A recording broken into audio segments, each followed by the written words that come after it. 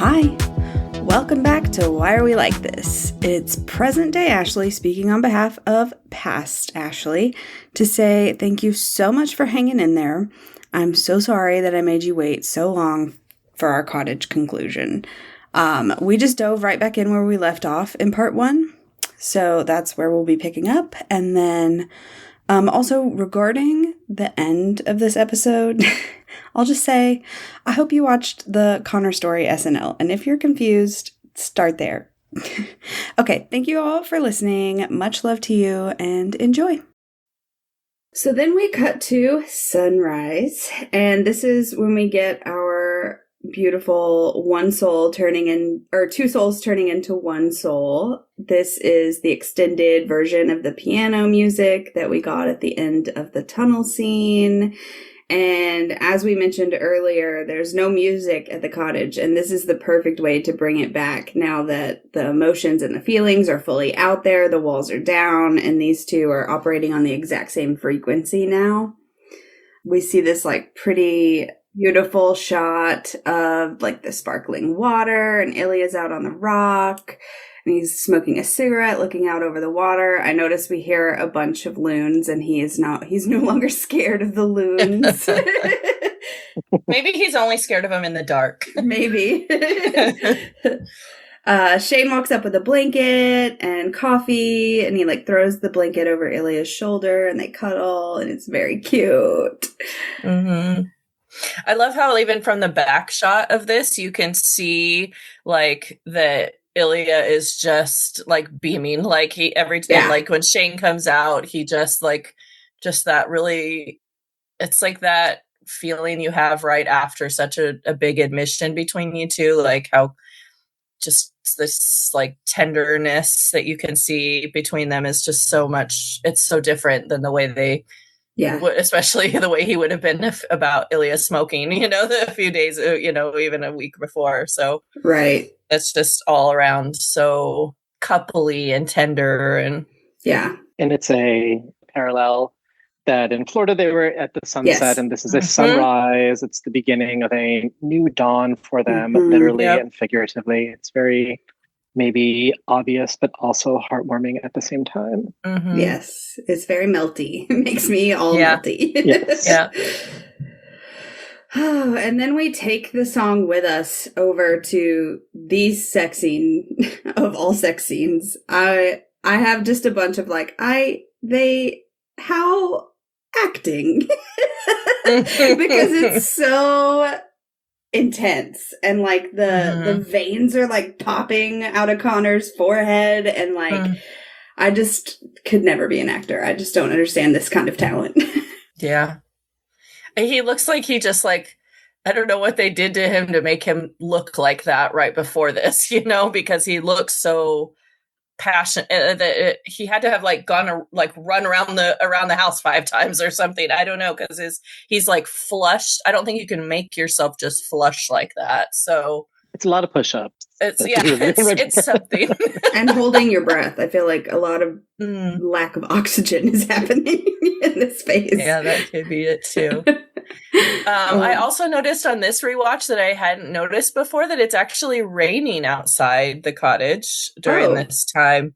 So I don't know that really matters. I just happened to notice it, and I hadn't noticed it before. So it's kind of pretty though. So if you watched you could see it like streaming down the windows behind them. Because I've never paid attention to anything. Yeah, me either. Besides that before. Yeah, I've never looked at the atmosphere around them in this scene.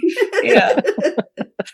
Only on a 5th rewatch do you recognize the weather. Right. or the like 55th rewatch. It's more accurate.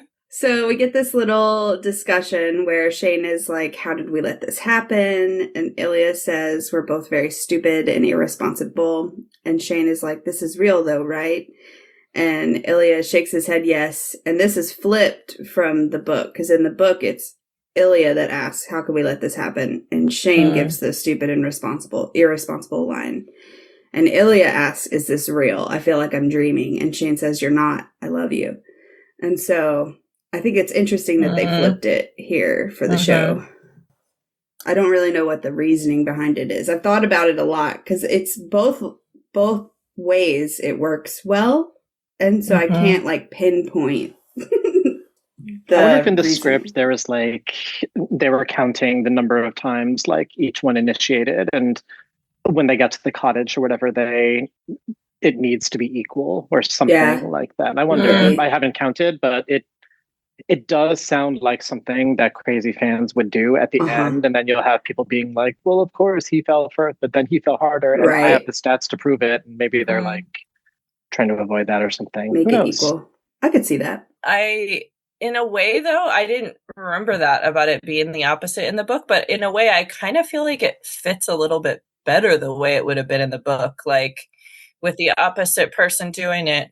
I mean, I'm curious why otherwise, because I feel like the verbiage feels a little bit more like Shane to say it the other way, you know, and like Ilya being the one to need the reassurance seems really realistic to me because he's so afraid of everybody leaving him, you know? Yeah. And like is this real? That to me sounds like a dreamer. And out of the two of them, Ilya's the dreamer, right? Shane is so rooted in reality. Yeah. So I don't know. I don't know why they flipped it, but again, it works either way. Or maybe it's just Shane needing the reassurance that Ilya's not just saying that while he's here, you know, like that this is going beyond this one place. He's like, I came up with the plan and you actually do want to go along with it. Like that's not just, you know, I don't know, maybe that's part of it, but that would be something to put on our list of ask Jacob why he changed it. Yeah. Yes. For when we definitely get to speak with him. We definitely get to interview him someday. So they just stare at each other for a second, and Shane says, "Please fuck me." And he grabs his hair and like pulls him closer, and Ilya starts to like kiss on him. And Shane puts his thumb in Ilya's mouth, which is a parallel to Ilya putting Shane's thumb in his mouth in their first hookup. And then Ilya sucks on his emotional support titty because it's all his bad side. And then Shane grabs his face and they like stare into each other's eyes while they're having sex. And this choreography of Shane with like the thumb in the mouth and the amount of like face grabbing that he is doing all the things that Ilya does to him that he loves. And that really makes me think of like the music title, The One Soul. Like they truly are like one with each other in this moment. And those lines are blurring and it just like it just makes me melty. Yeah. The song behind it is just, I love that that song. It's just so beautiful. I mean, he's just like, I think it's sort of almost like he's just holding on for dear life. Like he's just gripping him as an anchor. And like enough to leave marks. Like when you notice when he moves to different, there's like, he's left marks. So this was not, and you know, it's just, damn. It's really well done. Ilya's no longer in his body. Like his soul has left and is literally intertwined with Shane's. And my note just says like, what the fuck is this acting? What the fuck? Best friends. Yes. Yeah. Besties.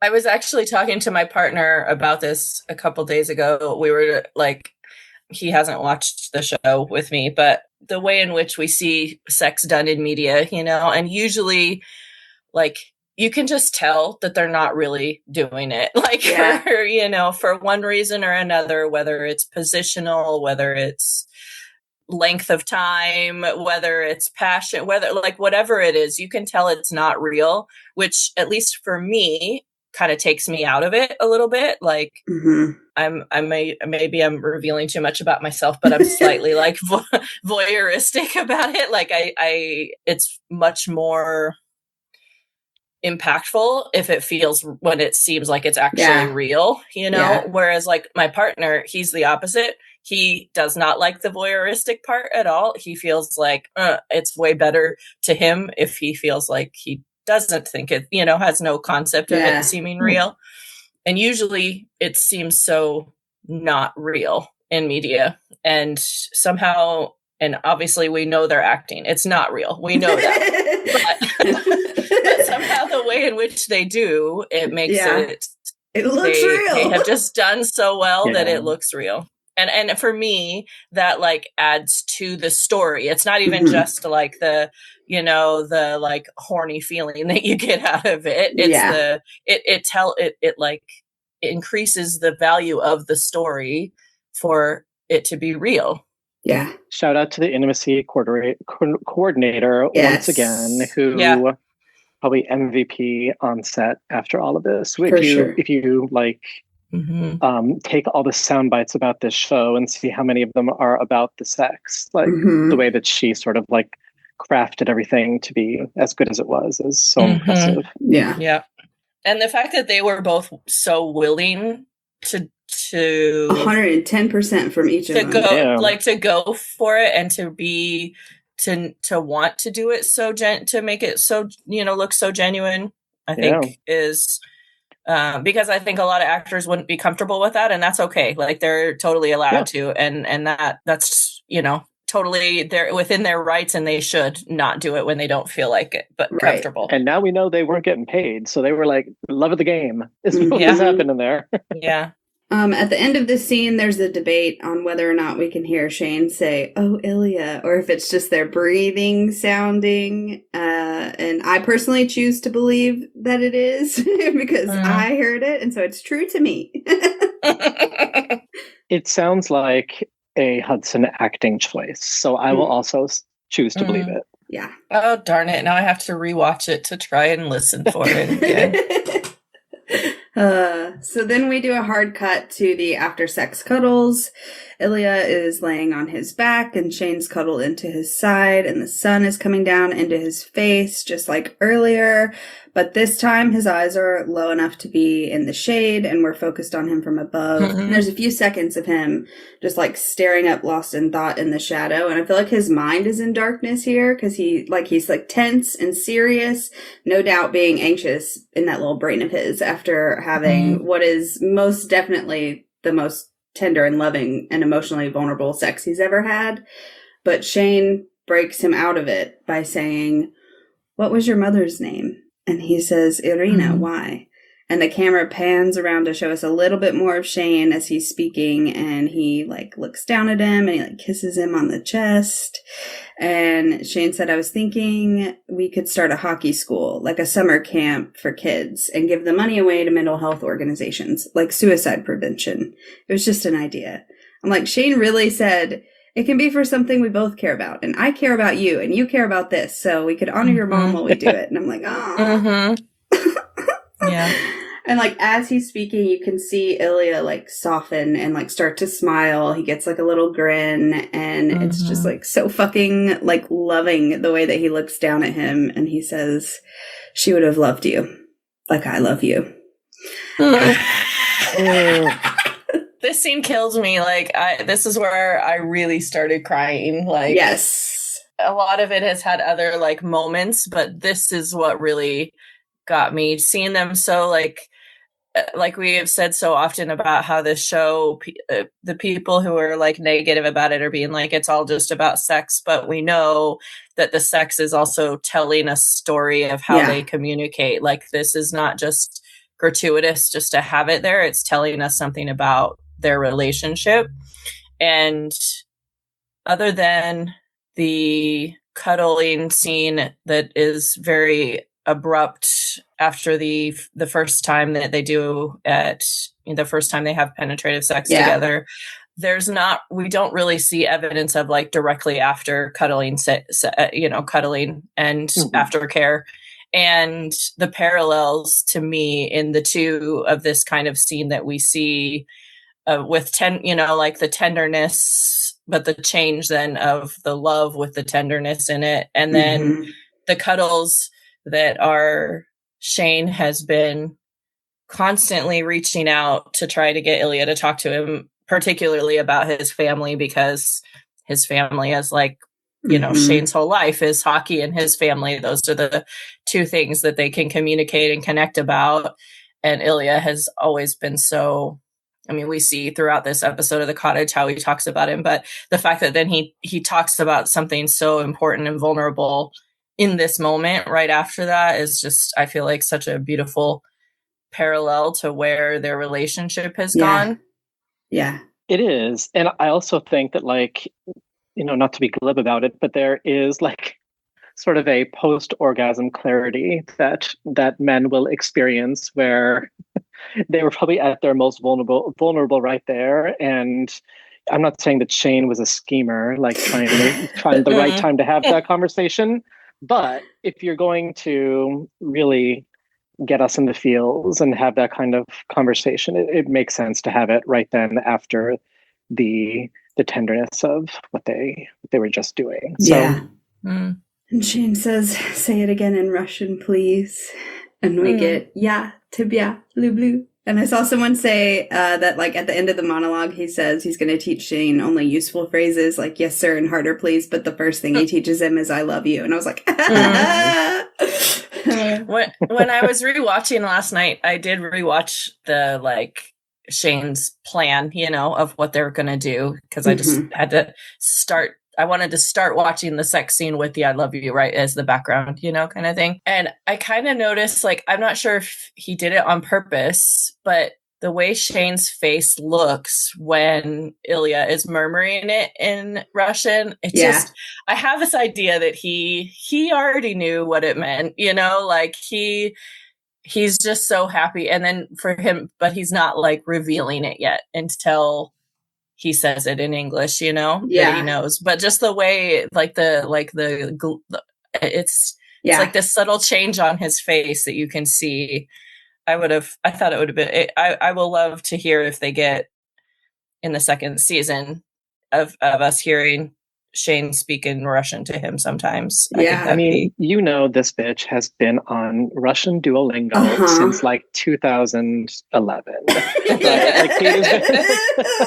He has been waiting for a moment to do this. So I think that he does understand very rudimentary Russian for sure. Yeah. He has like a 3,000 day streak on Duolingo. The owl is not hounding him. I would be disappointed in his hyperfixation brain if he did not. Yeah. Exactly. If anyone can do it, it's Shane. Right. He'll be correcting Ilya's grammar in the long game. Okay, and then we get another chin kiss, which we see in that first penetration scene. He kisses his chin and then his forehead, and so it's just cute that we see that again. And then we get this shot of the stunning shot of their heads and their hands. And in our last recording, I mentioned, like, the lighting of them in the cuddles in the bed like this. And so this is, like, where it all comes full circle, right? He was, like, in the shadows. And then in the last scene where we see him look up into the light, he, like, squints and tries to, like, hide from the light. But in this one, he looks up. His eyes are fully in the sun, and he just looks into it and smiles and stays. The walls are completely down. He's loved and accepted and happy. And I just love the use of lighting in these shots. Yeah. I've always thought if I ever invest in buying one of the art that people make of, where they draw that particular scene of them, that still would be the one I would want to have. It's so beautiful. It's so beautiful. It's just so beautiful. And I think it could be beautiful even if you don't know anything about it. Yeah. Yeah. Like, it's just beautiful all by itself. The entire reason you can do like a 6 podcast episode series on this is because of all the thoughtful direction that they have around lighting and color and everything. And again, like, the sort of thesis of it all is that, somebody took romance, Jacob Tierney and crew took romance so seriously that we can have these conversations about all of the details, which is new for us as a romance loving society. So I love that it is so thoughtful, and we're like broken records talking about how thoughtful it is, but sorry, it is like, so sorry, not sorry. Yeah. There's nothing we can do about it. It's very thoughtful, creative decisions that they made that are telling the story for them. So yeah. So then we cut to the lake, and this is, I know everybody's been waiting for me to talk about this. I know. I've seen the comments. I've seen you on Discord. Zach, have you seen Heartstopper? I have seen Heartstopper, yes. I clearly do not know it in the same detail that you and probably Andi know it, but I am a completist on Heartstopper. Okay, so to explain why this is so funny. There's a little bit of lore about Ashley lore. Listen, I love Ashley's lore. obsession with shoes in the water. Yes. So in season 1's finale on Heartstopper, we see Nick like run when he does the like, I like Charlie Spring in a romantic way, not just a friend way. And he runs into the ocean in his Vans and socks. And it kills me. I fucking hate it. Because he has to take a train back home. The squelchy, his feet are going to be raised. Anyway, I went on about it and on about it and on about it. So it's like become a thing that people will send me stuff about wet shoes all the time. And as soon as this came out, they were like, uh-oh, Ilya's in the water with his shoes on. But these are water shoes. You know that Shane Hollander is not going to let him wear socks and tennis shoes into that water. Right. And so not if they're going to come back into the into the cottage. Correct. And as somebody who lives in a half Asian household, I can tell you, shoes off at the mat or the hammer comes down. Yes. So that's happening at the cottage. Uh-huh. And so this is an appropriate use of shoes in water. If they are water shoes meant for water, they are okay to go in the water. And this does not bother me the way that most of y'all were probably expecting me to react. It is also likely that Shane Hollander has water shoes of like 10 different sizes, although he has never had one visitor to the cottage. Yes. So he invested in the company that made the ones he liked. Yes. Exactly. So we see Ilya doing his little handstand, and he comes back up, and I love his woo! I love the gymnastics Connor coming out in that. Yes. His pointed toes, always perfectly pointed toes. Of course. He says, is this where you do yoga or up there? And Shane's like, no, I do it inside. The producer wanted me to... Wait, you saw that? And the line delivery is adorable of the like inflection he does in the, you saw that? Is so cute. And I'm like, he's just so giddy at the thought of Ilya watching his special as if Ilya hasn't watched it 65 times. on his throne. Yes. Ilya's doing his own podcast of of that and talking about the details. He has notes meticulously taken. Every detail of that cottage before he steps foot in it. He says, yeah, it was very good. I needed help sleeping. So, which is funny because when we saw him watching it and Svetlana come out, he was like, oh, it was so boring. I almost fell into a coma. It's like, Shane says, you're an asshole. He said, how's the water? And Shane says, you're in it. And Ilya's like, yeah, but I want to know how you like it. I'm like, this is me. I'm like, get in the water with me. And they're like, Ashley, it's 50 degrees outside. I'm not getting in the water. And I'm like, come on, it's not that bad. And Ilya splashes him. And he's like, fuck you. What if I had my phone in my pocket? And he said, it's not. You left it on the table. It's been ringing all morning. Foreshadowing. Yeah. I'm like, one, they're already married. This was a very married interaction. Two, like I said at the top of the episode, when the parents were brought up in the car, I was like, oh, they're going to get caught for sure. Well, then the whole episode happened, and I like threw that out the window until now. Right when he said, it's been ringing all morning, I was like, oh, no, they're going to get caught. I forgot they're going to get caught. I'm like, his phone's been ringing all morning, and that means something. And this is one of the few scenes that I actually like better in the book. Oh, yeah? There's not a lot of them, but I love it. In the book, it's on a dock, and they're like sitting out there messing around. For one, because Shane has supposedly just spent the morning being fucked, and I don't think that Doc is comfortable on an ass for any reason, especially after after that. Yeah, that rock is not going to be comfortable for anybody, I don't think, but especially in that moment. But also, I feel like it allows it to be a little bit more playful in the show, I think, because like Ilya's like trying to rock the dock to get Shane to fall in, I think, if I remember correctly. And the phone is like back up on the thing and you hear it ringing a couple times, and like Shane like yells at it to fuck off because he's trying to, beat it with Ilya. And so like they don't have to point out the foreshadowing so much as it's just like there. Worked in. Yeah. I mean, I'm sure it's just the house they got didn't have a dock and they didn't have the budget to build a dock just to build a show, to put it on the show. So maybe they just adapted and changed it for that reason.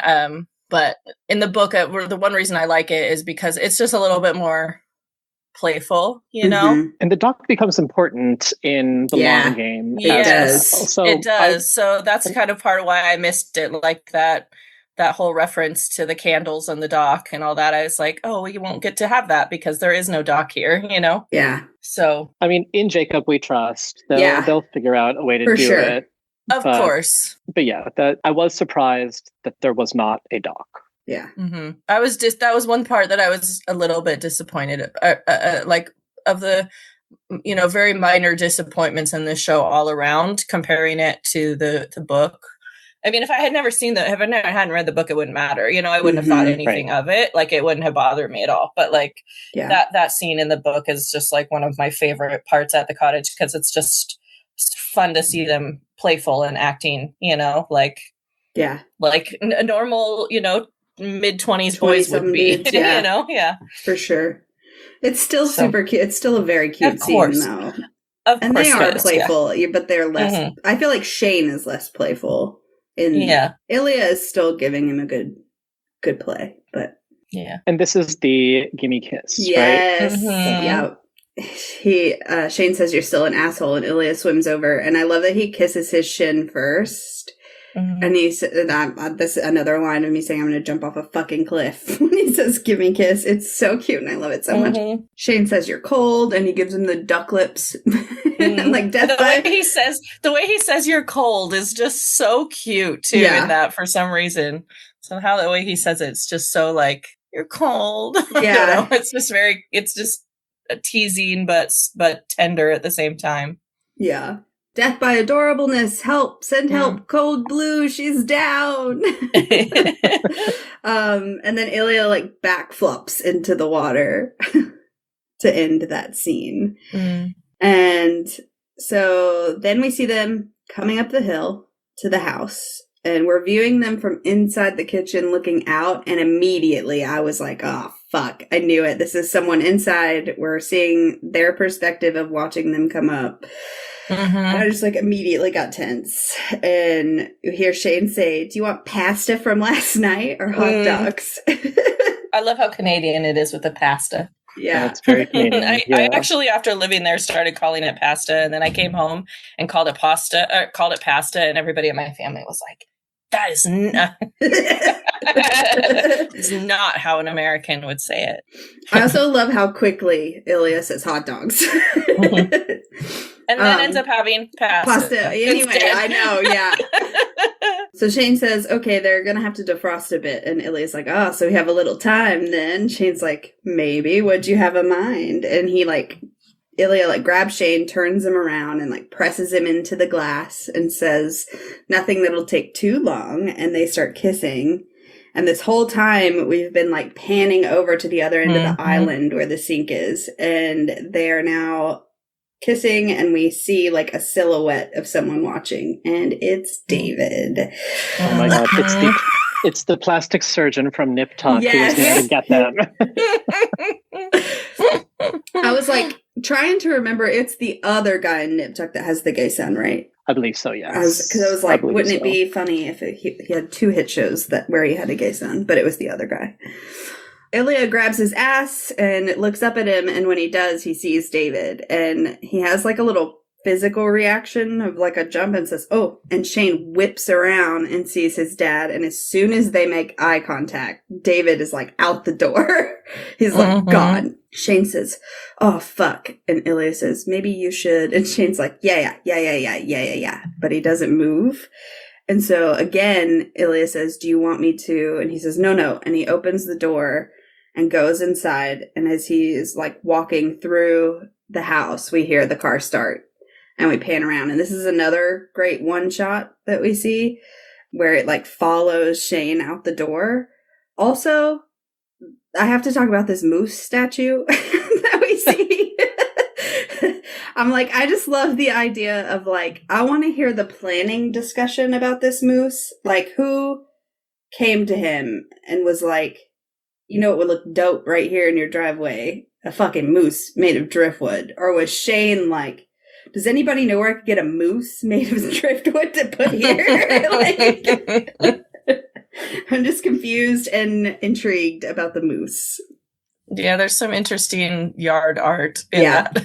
Yeah, in the front and the back.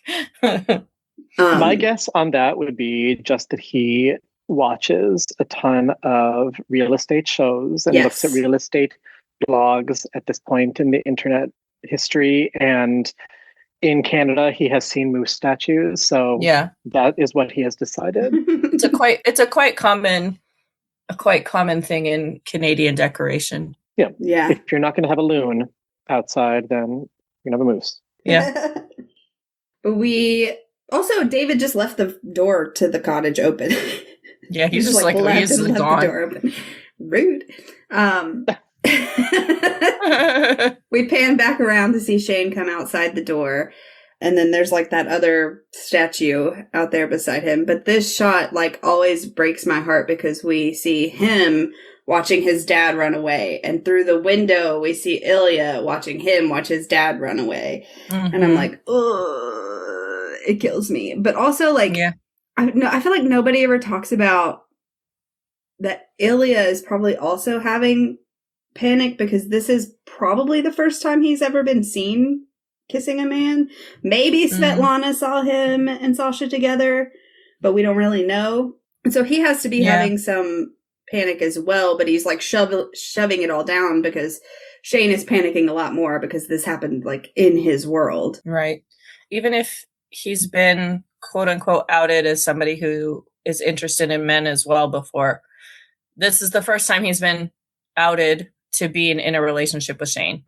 So like it's something to him too. And also like it's his biggest fear with his own family, you know, being abandoned and that relation. And so now he's, I'm sure, feeling like, oh shit, now because of me, maybe Shane is going to have that happen to him. And that has to be terrifying to him too, you know? Also, episode 1 through 3, Ilya would have just been like, so are we not having sex now? Or so I should go, huh? Evolved into a caring partner who's going to see Shane through this, and not just because they're stuck in the Canadian woods together. Right. So after we see Shane just like standing there processing and breathing, we cut back inside and Shane is like pacing all over back and forth. And he's like, fuck, this is a fucking nightmare. And Ilya says, Shane, and Shane like slumps over the couch, but then stands back up and turns back towards the window. And Ilya is just like standing still, like being a rock, watching him like pace and panic. And Shane leans up against the wall and says, oh, fuck, this is a fucking nightmare. Oh, what the fuck am I supposed to do? And Ilya says, we should go talk to him. And Shane says, yeah, but what if he doesn't want to talk to me? What if? And then he says, fuck, my mom.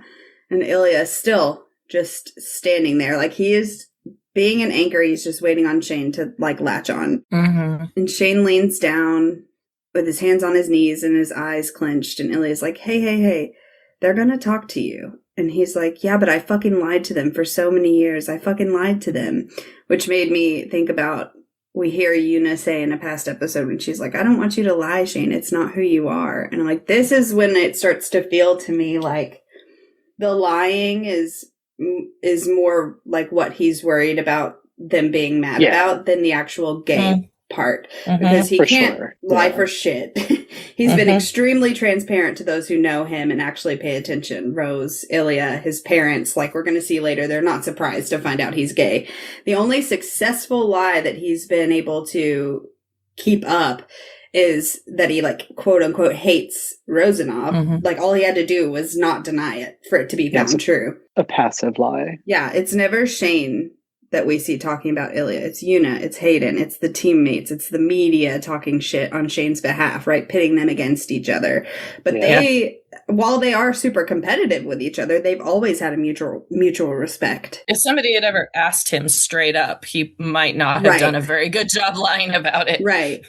So now for this to be the one lie that he's built up for a literal decade is finally coming out, and that's why he's freaking out so much. Like, yes, of course it's scary to come out. I'm not saying that that's the only factor, but like the big panic is that. Yeah. Well, and that he feels like he betrayed them by lying, because to him lying is a betrayal. Right. Because it's like, it's a core part of who he is to tell the truth. And so the fact that he has been lying about this so long is something that's important. Yeah. I have another thought about Ilya standing there like as a rock, you know. It's sort of similar to how he sat there on the couch in episode 4 while Shane was having a panic attack. In episode 4, he was like reaching out to him, you know, to come back. And I'm pretty convinced, based on the other times he has pulled Shane out of a panic attack,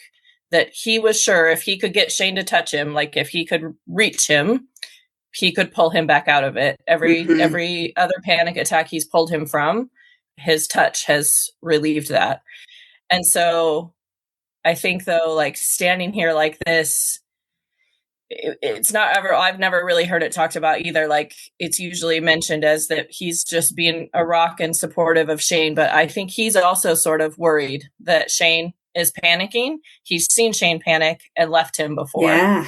And here I think he's just like so afraid to reach out. He's just like waiting. He's like, if I can get him. And then you see him kind of relax when Shane finally comes and touches him. Yeah. Because like, okay, he did come back to me, you know, like I think he needed that reassurance that he was Shane's rock too. Like I think he was afraid that this was going to derail everything that he just thought he had earned from being so vulnerable and from getting Shane to come out and be vulnerable with him. That's such a good point. I think it's a really good call out. And I think just like it underlines the economy of how good they are with the time that they spend on the show to be able to convey all of that in a very short, almost nonverbal way. Yeah. Is really powerful, and probably something that in this imaginary worst show that I keep talking about all the time, you know, like the American version of this would have not done it in the same sort of like concise and powerful and emotional way. Yeah. Yeah. I also have to say that two people have never looked better in a panic. Yeah. It was almost like absurd. And if you did show that scene to like the haters who think it's all about sex, they'd be like, see, these are just like two like sculpted out of marble people like having a panic attack. If so, yeah, shown in isolation, it looks just like completely absurd how amazing they look. It's true. Yeah.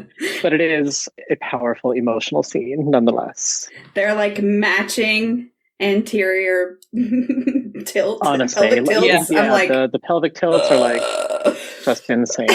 But actually, for me, I feel like it actually speaks to that a lot. Like the fact that they are like just a version of extreme masculinity in a way, you know, because they're only in their like quite short, you know, those are not like standard American board shorts for, you know, like these are shorter swimming shorts. So it shows off as much of their bodies as we could see unless they were wearing like Speedos to go swimming. And you can see so much I don't want it to sound like sexist, but like so much masculinity in how, in the strength of their bodies and everything.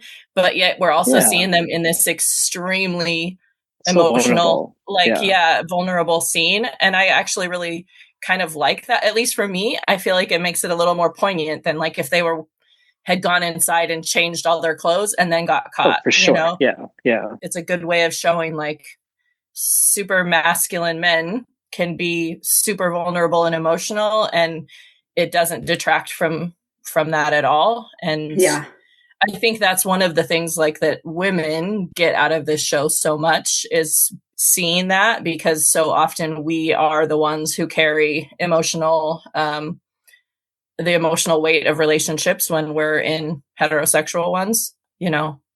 They're really strong, but they're also really soft, and it's like, it doesn't make you dislike them. It makes you like them even more. Right. Totally. Yeah. And so Shane continues his little rant here, and he's like, and now my dad just walks in on me, and this is my fucking nightmare. This is my actual fucking nightmare, Ilya. And Ilya says, okay, well, maybe it's time to wake up. Yes. I'm like, my emotionally intelligent little Russian boy, you're so perfect. It's a great line. It really is. And like, as he's saying that, like, this is my fucking nightmare, is when he walks over to Ilya. And Ilya kind of like touches his elbow. He's like just a tentative little like, which encourages Shane to put his hands on Ilya and on his shoulders. And he starts to like take a breath, and he leans in. Because that's like Ilya's fucking nightmare, is that Shane is panicking and not coming to him. Yeah. And Shane says, fuck, I'm scared. And Ilya says, yes, it's scary, but you are brave. And I was like, not two of my favorite shows having iconic lines about being brave. The other one is Buffy, for people who don't know. And I love when he's like, yes, it's scary, but you are brave. And Shane says, shut up. And Ilya says, you're brave. And he says, I feel like I'm going to die. And he stands back up face to face with Ilya, but he looks down, and he says, so much for easing them into it. And Ilya says, maybe he didn't even notice. And I'm like, this is perfect, because it brings just enough levity to like pull Shane out of his panic enough to be able to breathe. He looks at him, like the look that he gives him says, shut the fuck up. Like, without him having to And the scoff that he does is just so well done too. Like, so good. It's hard to do it like that if you're not actually like surprised by the comment. Right. But that's what he needed to hear, right? He needed just that little bit of levity, and that like reset him. And so then he's like, okay, I'm going to go get changed. I'm going to drive over, and then fuck, what am I going to say? And he like flops his head onto Ilya's forehead, and he says, do you want me to come with you? And Shane looks at him and says, would you? And I'm like, yeah, he's actively been offering to help you shoulder this literally since your dad ran away. He immediately is like, do you want me to go in? And he's like, no, and runs in. And then you hear him say like, do you want me to? We should go talk to him. Do you want me to come with you? Like, Ilya's all in. He knows bad family reactions. He knows the fear and anxiety that it causes. And he knows what it feels like to go through that alone, and to be alone after it's happened when you're trying to pick yourself back up. And he's not going to let Shane go through this alone unless Shane explicitly says, I need to do this alone. And Shane says, okay.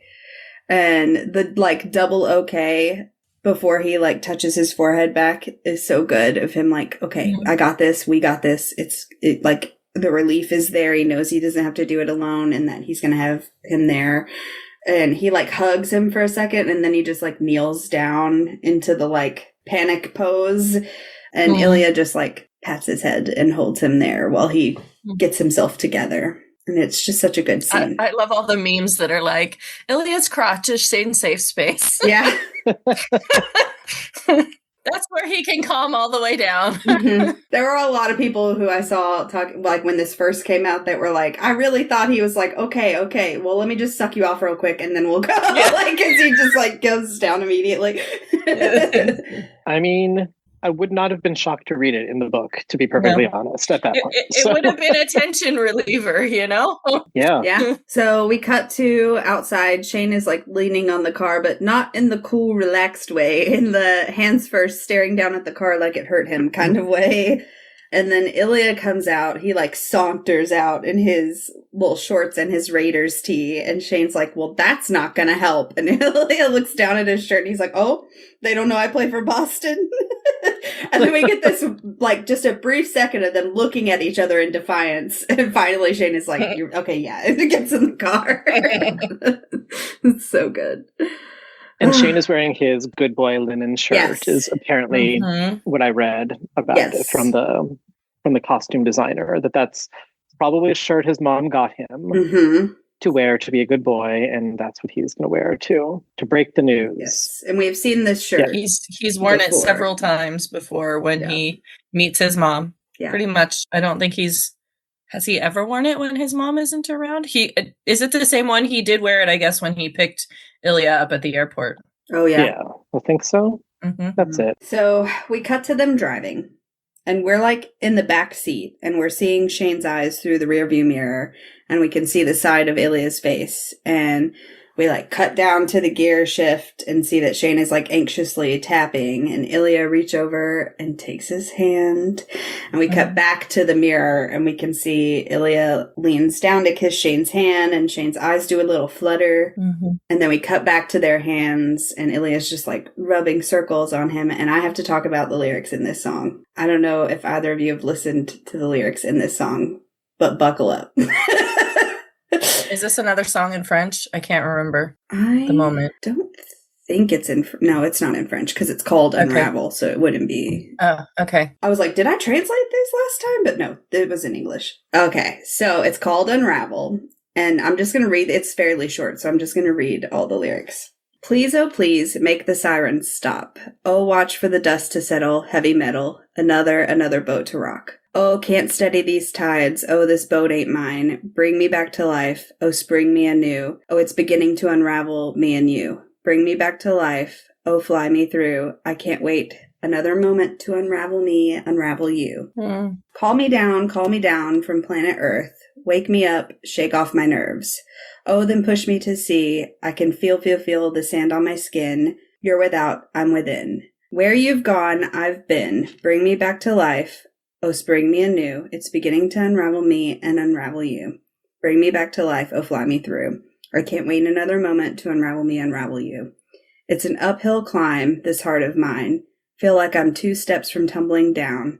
Got both feet off the ground, all black and blue. Bring me back to life. Oh, spring me anew. It's beginning to unravel me and you. Bring me back to life. Oh, fly me through. I can't wait another moment to unravel me, unravel you. Good choice. It's all so good. I don't know how I didn't notice that in the innumerable amounts of watches that I've had. Well, it's such an emotional little quick scene that it's like, yeah.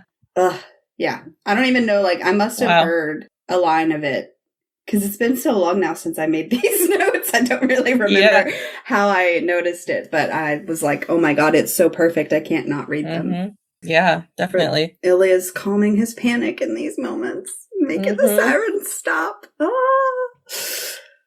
So then we cut to them parked, and Ilya takes off his seatbelt to get out of the car, and Shane grabs him at the last second to hold him back and says, maybe you should wait in the car. And Ilya doesn't have to say anything because his face says everything.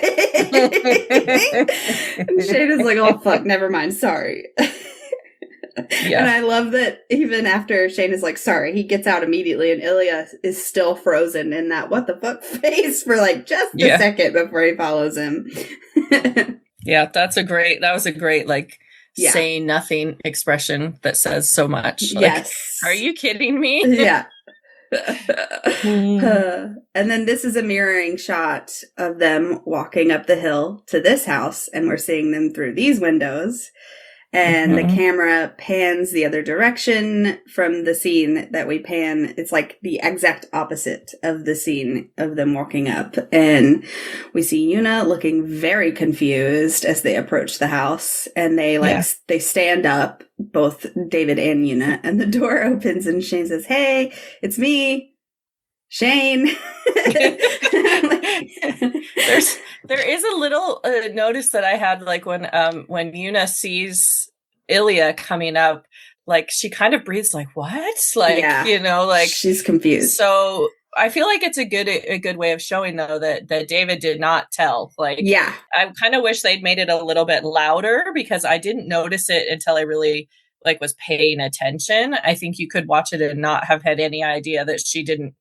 Most people assumed that David had, from every reaction I've seen, most people assumed that David came home and told her everything. Which is crazy to me because it was so obvious to me that he didn't. Because there's that moment. And like when she does that, she turns and looks at David too, like, wait.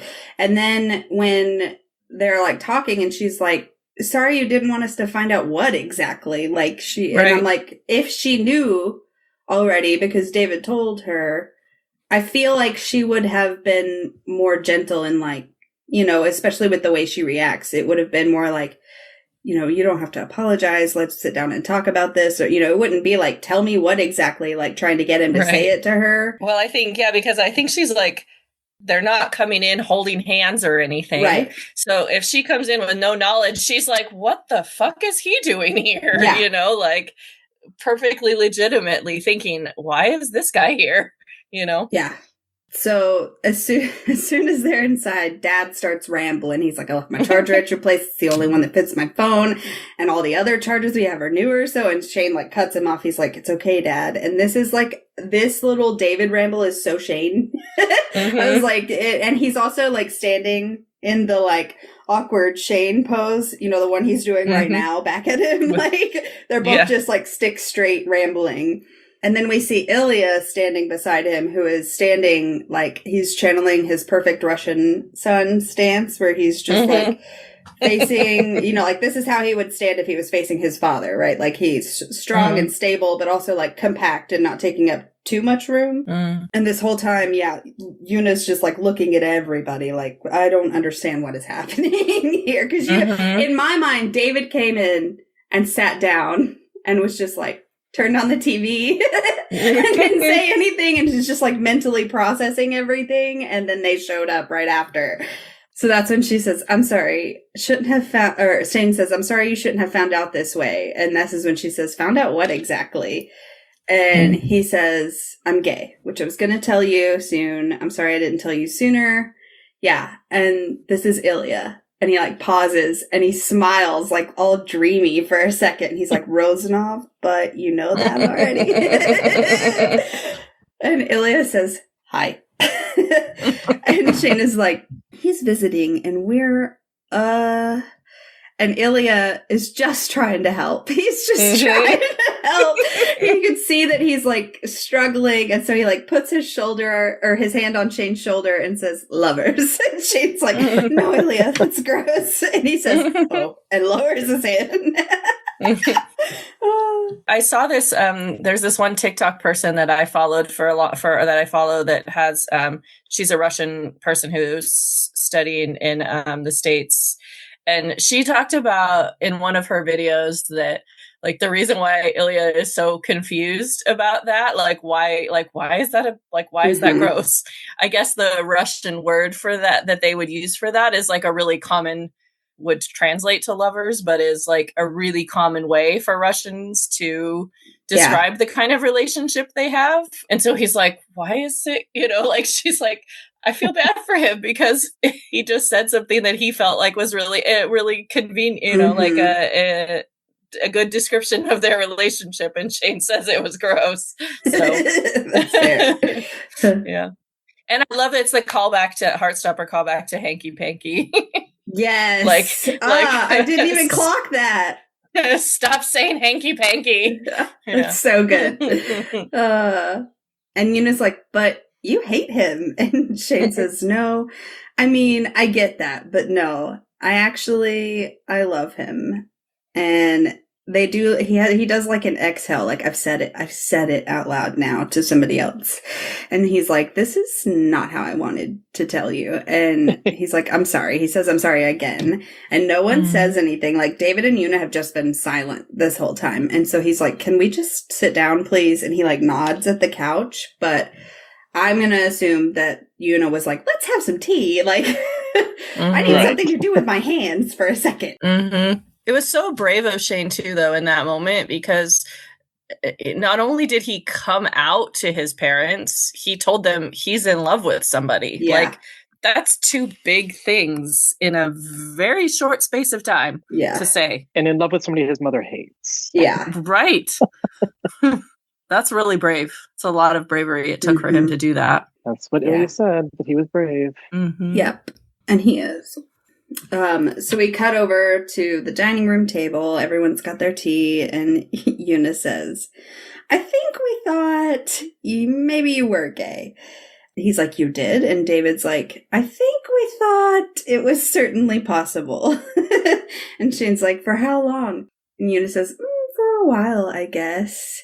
And this is the last bit of the framing that I've been talking about all season. Like, we're back at a table, but this time the empty chair is filled with Ilya, and everybody is back to being balanced. Shane and Ilya are centered through David and Una's shoulders as we look through the camera, and it's just fucking brilliant. And the lighting coming in through that window that's obviously next to that, like the side from David and Ilya's side, is just so, it just makes that whole scene look so pretty. I feel like the way it looks on their skin. Yeah. And she says that they thought it for a while, she guesses. And David is like, I mean, we both know you pretty well, Shane. I mean, what we didn't suspect is that you were so friendly with Rosanov. And Ilya does this like side eye over at David, and he says, Ilya. And David's like, Ilya, sorry. And I'm like, ooh, he wants to make sure that they understand that he is more than just Rosanov, number 81. And it makes me think about in the monologue when he says, I wish things were different. I wish he could have known me. Well, if he is going to be with Shane, then this is his chance at a new family. It's his chance for this father figure to know him. And he's immediately trying to be himself and be open and letting them in and let them know him from the beginning. Right. Well, and David is just like, so as a parent, I think I look at this and I see, okay, partly because of like my own space in the community or whatever, like I feel like I would recognize it if one of my kids was, even if they didn't tell me for all those years. So for me, it tells me at least somewhere along the line that we know his parents are observant and could and would be at least not against it, because they might notice things like our son never comes home talking about girls, you know, like he hasn't had any pictures of girls on his wall, or he's never like talked about watching a certain movie over and over again, you know, like the little things that especially like teenagers will do. Like they've never seen those things. So in my mind, that's probably like as a parent, the little suspicions that maybe they have had, you know? But also I feel like David is kind of is a little bit, you know, like a protective parent right here, because he's like, hey, wait a minute. We're totally cool with you being gay, but like we had no idea you were this guy, right? Because to them, this guy is a womanizer, and he's like they see that, and they've only seen him as the antagonistic rival, you know? And so like if my kid got in a relationship with somebody that's all I knew of them, I also would, you know, like be protective and being like, cool, be who you are. I'm cool with that. But really, like, are you sure? Like, is this like how they ask if there was no nice boys in Montreal? It's like, well, like, are you sure this is the one you want to stay with? Like, because that's all they know. So they're just trying to be protective, even if they're kind of going about it maybe in a way that sounds a little antagonistic to Ilya. It bothers me they do it in front of him, but... Yeah. So Shane's like, I know, it's a long story. And David's like, well, when did this happen? And there's a pause, and Shane and Ilya look at each other, and Una, like, looks between the both of them. And David is like, wait, the All-Star game. You two had so much chemistry. And Ilya, like, shakes his head and smirks like, you fools. It was so much earlier than that.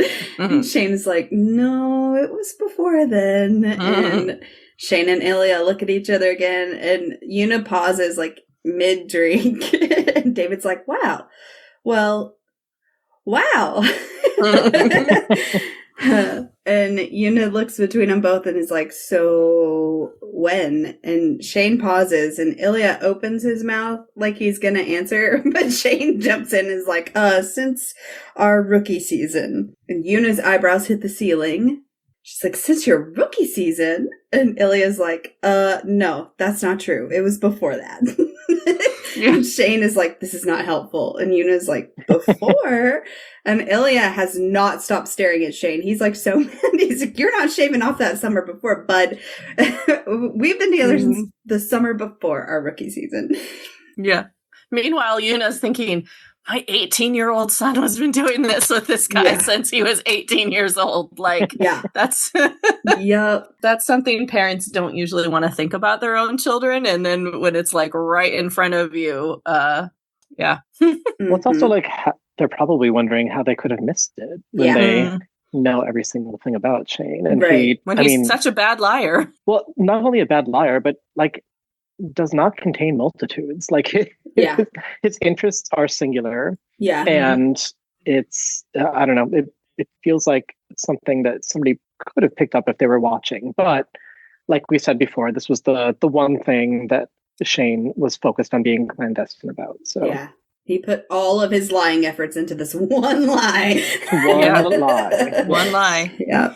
And a big one. Like, it's I'm kind of like one of those people who imagines that he did spend a lot of time, especially like as internet, grew, like reading articles about Ilya playing Ilya's games and like a whole like singular, hidden file of pictures that he could collect and, Yeah, we see him watching Ilya YouTube, so we know he does it.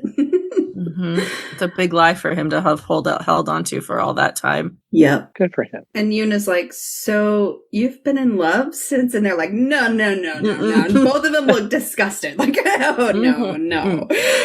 And this is like one of my favorite Ilya interactions because he's like, no, just, and he like looks at Yuna and Yuna looks at him and she's like, just what? And he's like, just like makes like a vague the way he gesture. gestures. Yeah, it's really funny. Like get there faster so I don't have to say the word that Shane already yelled at me for saying. Exactly. And he does it like a couple of times and then he like picks up his mug and like shrugs and he says, just, and then Shane's like, Ilya. And he like takes a sip of his drink and that's when it like clicks for Yuna when Shane's like, Ilya. She's like, oh, okay. But dad hasn't gotten there yet. And so Yuna has to be like, just lovers. It's so good. And that's where I see here Tori Spring again. Stop saying hanky panky. Yeah. Yeah. No one is allowed to use that word again. Yeah. It'd be funny if, like, in their, wedding speeches or something, they use that word, and Shane just is like, can't handle it. I could honestly see David, Yuna, and Ilya all planning it, and all three of them using it in speeches, just to get Shane. Yeah. And then Hayden is all like super defensive of it because he doesn't like that word. He's already like grossed out by the whole thing in the first place. And he's like, don't say that about my friend. Yeah. And she's like, well, I would love a drink. And she gets up and goes to the kitchen. And this is when we cut to David pouring vodka into Ilya's glass and David saying, and there were no nice men in Montreal. And I'm like, David Hollander, rude. You're literally pouring him a beverage. Like, he made an awful big deal about Yuna hating Rozanov last episode. But, like, it kind of seems like you hate him, sir, more than she does. Yeah. And I get what you're saying about him being, like, protective, but like, come on, you're pouring a drink in the man's glass. Right, and it's weird that of what that drink is. Like, it's Russian vodka.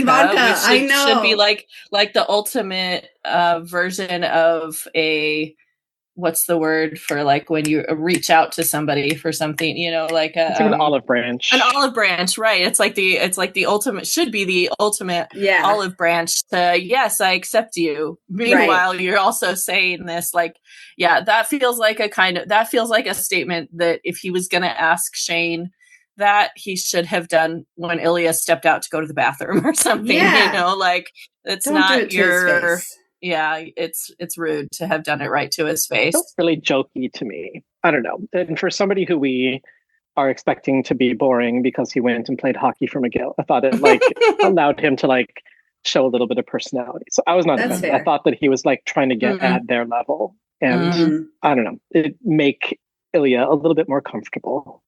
See, we're joking here, everybody. Yeah. This is fun. It could be. Yeah, it could be that too, I guess. I was just like... Because Shane responds kind of jokingly like... Yeah, I don't know, probably. Probably there were or something like that. I didn't look. I found one the first time. Exactly. I feel like if we have to, like, if we're on the fence about whether Canadians are being rude or not, they're probably not. Yeah, that's fair. That's also fair. True. Yeah. But in the book, that line comes from Una. And that makes more sense to me. But if they're doing it to be funny, then that makes sense why they would have David do it. Yeah. And Una's like, do your teammates know? And Shane's like, no, nobody knows. And that's when Ilya like takes his first sip and he's like, this is good vodka. And the dad says, thanks. I try to buy the Russian stuff.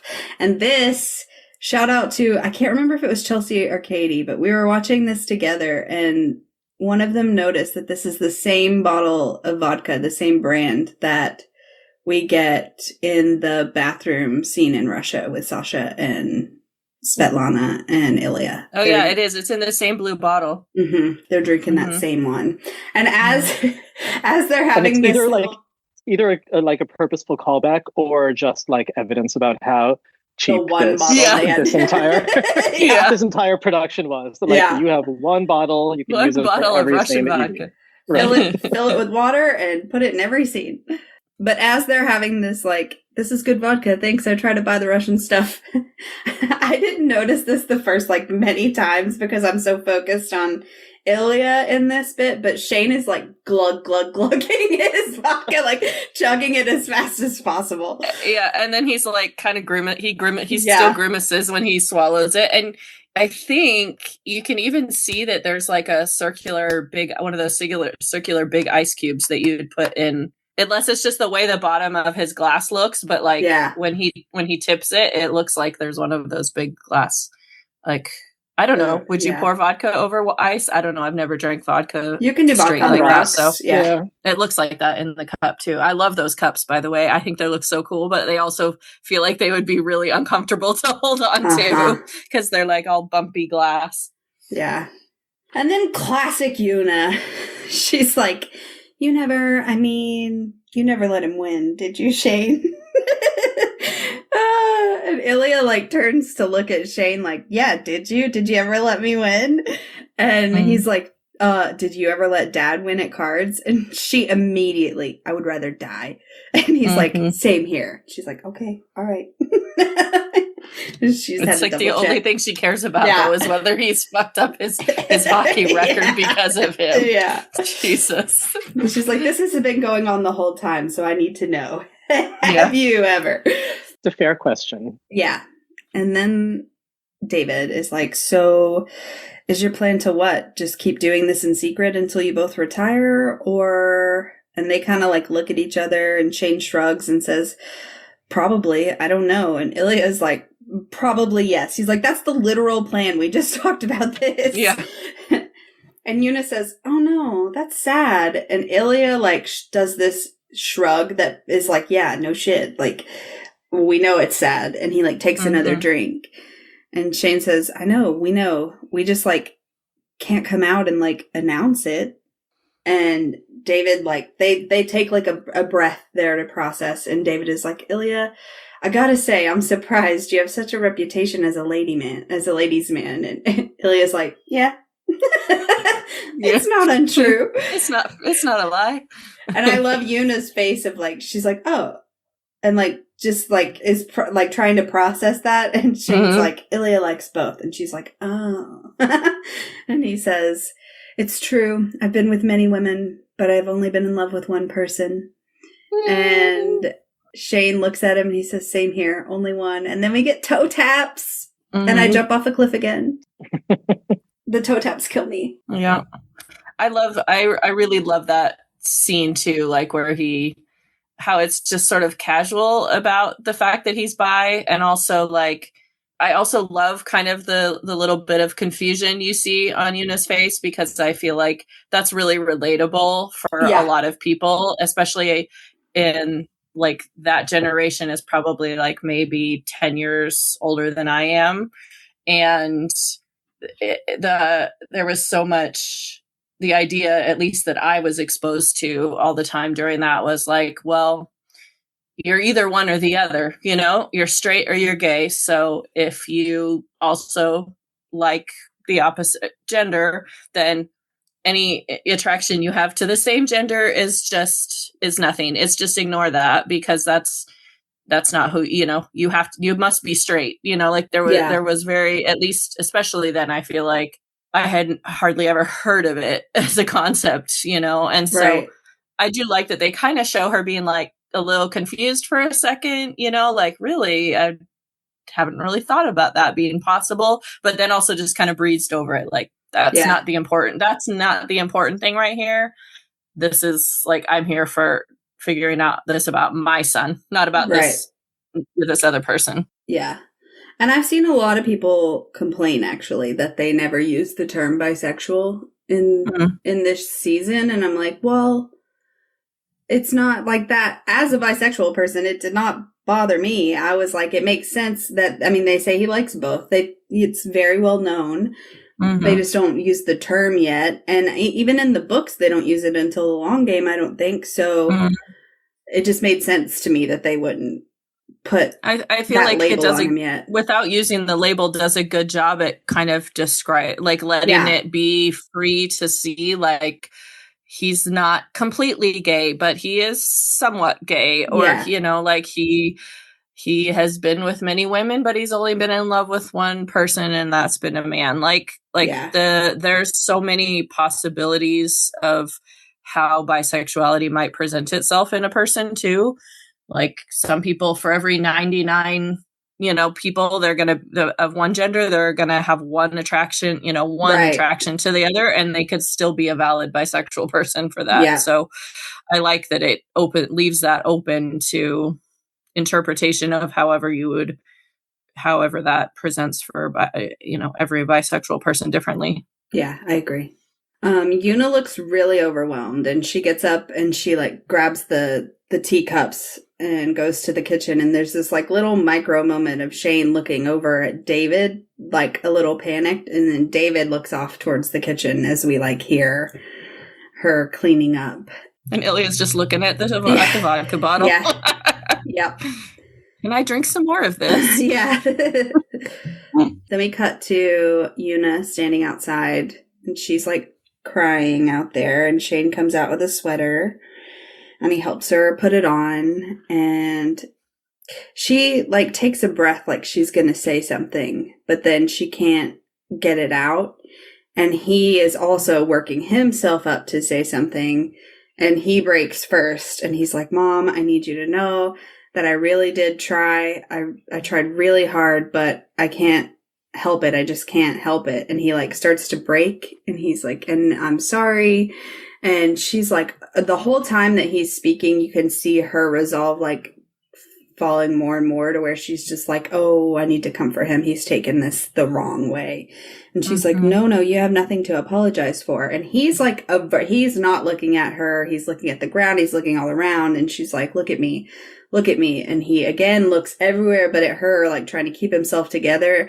And she relatable content. Yeah. She says one more time, look at me. And he looks at her for just a second, and like his little wet eyelashes kill me every time. And I'm sure as his mom, those would kill him too. Like, yeah. I watch this, and of course I relate to Shane a lot in it too. But like, as a parent who's been through this with my own kids, like, I see this, like her going out. It's an overwhelming thing to learn anything about your kids that you did not expect to learn about them, and to want to make sure you respond in the right way is hard sometimes, you know, like, parenting is not easy and kids do not come with a manual and all parents are just doing it for the first time, like even people who like me who have 4 kids, even things that happen with my youngest, I have not always experienced already with my other 3, so I really appreciate that she's like, I just have to kind of go away and be on my own for a minute and think about this. And I love how she very quickly is like flips to her support of him before she talks about what she was out there thinking about. Mm-hmm. Yeah, my note is that she turns on the Sarah Nelson energy. Mm-hmm. She says, my note says the same thing. Yeah. She says, I'm sorry that I made you feel like you couldn't tell me, which is basically the same line Sarah says when it comes out. And he like nods and he starts to cry for real. And like you can see the tears like actually dropping down his cheeks. Mm-hmm. And she says, I'm so, so proud of you, okay? And then my note in all caps is just Hudson Williams. And then I said, you have awards. Give. He nods and she like leans into him for a hug and she says, please forgive me. And they both like cry for a second. And he says, I forgive you, Mom.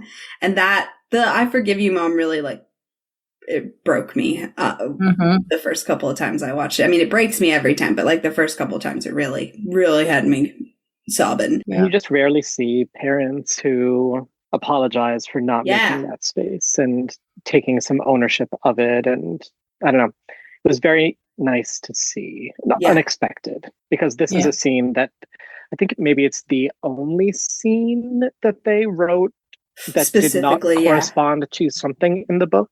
I think so as well. I want to say. I also think important. I heard that they like rewrote it that day. Like while they were filming it, they rewrote and changed stuff while they were doing it. I think which I found really interesting. Mm-hmm.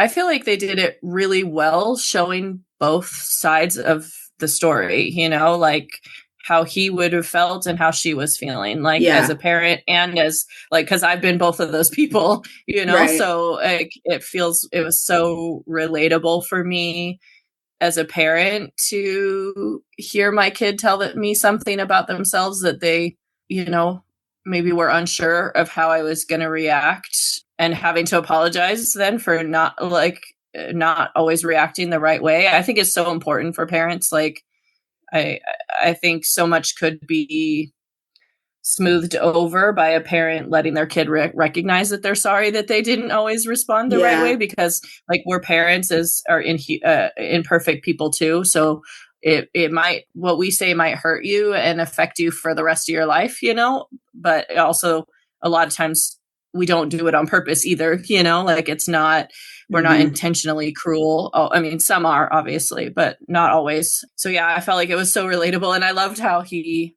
I really appreciated how she told him he didn't need to apologize for trying not, like, because he was apologizing that he had tried so hard not to be gay, like that he worked so hard to not be.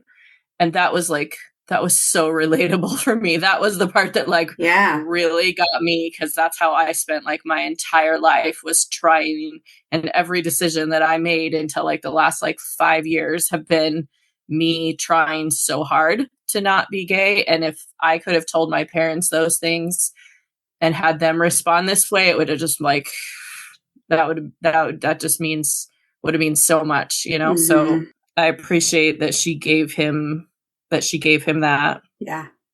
Yeah. It's really touching and important. Mm-hmm. And he says, I love you. And she's like, oh, I love you too so much. And they pull apart and he wipes his face and she's like, okay, yes. And she wipes her own eyes and she says, all right, okay. And Shane nods and she rubs his shoulders and she says, okay, enough. And then he takes a deep breath and nods and she says, all right, what's the plan? And I don't want to hurt y'all's feelings, but every time that I see this scene, all I see in this moment is young Shane having a little emotional meltdown and mom letting him get it out of the system and then cutting him off and getting back to being productive. The amount of times they've probably had this exact interaction of, okay, enough, with the little hand gesture and the way he responds to it. And she does it she is like, okay, enough. And he immediately like inhales, holds, exhales, loosens his muscles, and it's like, okay, it's like Pavloved at this point. Like that's their process, right? And like, I just love seeing it. Shut down your. I almost dislike it personally because I feel like she's like, okay, that was as long as our moment is allowed to be, no more feelings. Now we move on. And as much as like I'm that kind of person, sometimes like I need a plan, I want to figure something out. I think also a breath of longer time to deal with it, to feel your feelings is sometimes healthier. I loved it. I liked it too. I think it's like absolutely consistent with the character. Oh, definitely. It is consistent. Probably like it would have been harder for Shane to process if she was going on like an extended emotional type of thing. And I appreciate anybody who sees something like this and is automatically like, all right, let's monetize it, babe. Let's go. Let's go. Right? There's only so much time left in the episode. And so I think that it actually it's a funny character beat, but it also like speaks to like how much she loves him and is accepting that she could like automatically weave that into what she is on this earth to do, and that is make her son a success. So I think a lesser parent might have seen it as a barrier, and she automatically sees it as a value add to what her to what her son is. And like, opportunity sounds almost like too like craven about it. Like I really do think she thinks it's a value add to what he already is, and that's actually like pretty cool to see. Yeah. I think the only thing I would have liked to see is her to be like, is there anything else we want to talk about first? You know, like, you know what I mean? I just feel like if there was anything else to say, now would have been the time to say it. And it was just like, I don't know. It's done with a short TV time. Like you can't do everything. Yeah. You know, I just think maybe in a real life situation as a parent, I think the better thing she could have done was say, okay, now we've got through that. Is there anything else that we want, you know, like, do you have anything else you want to say? Or, you know, and then move on.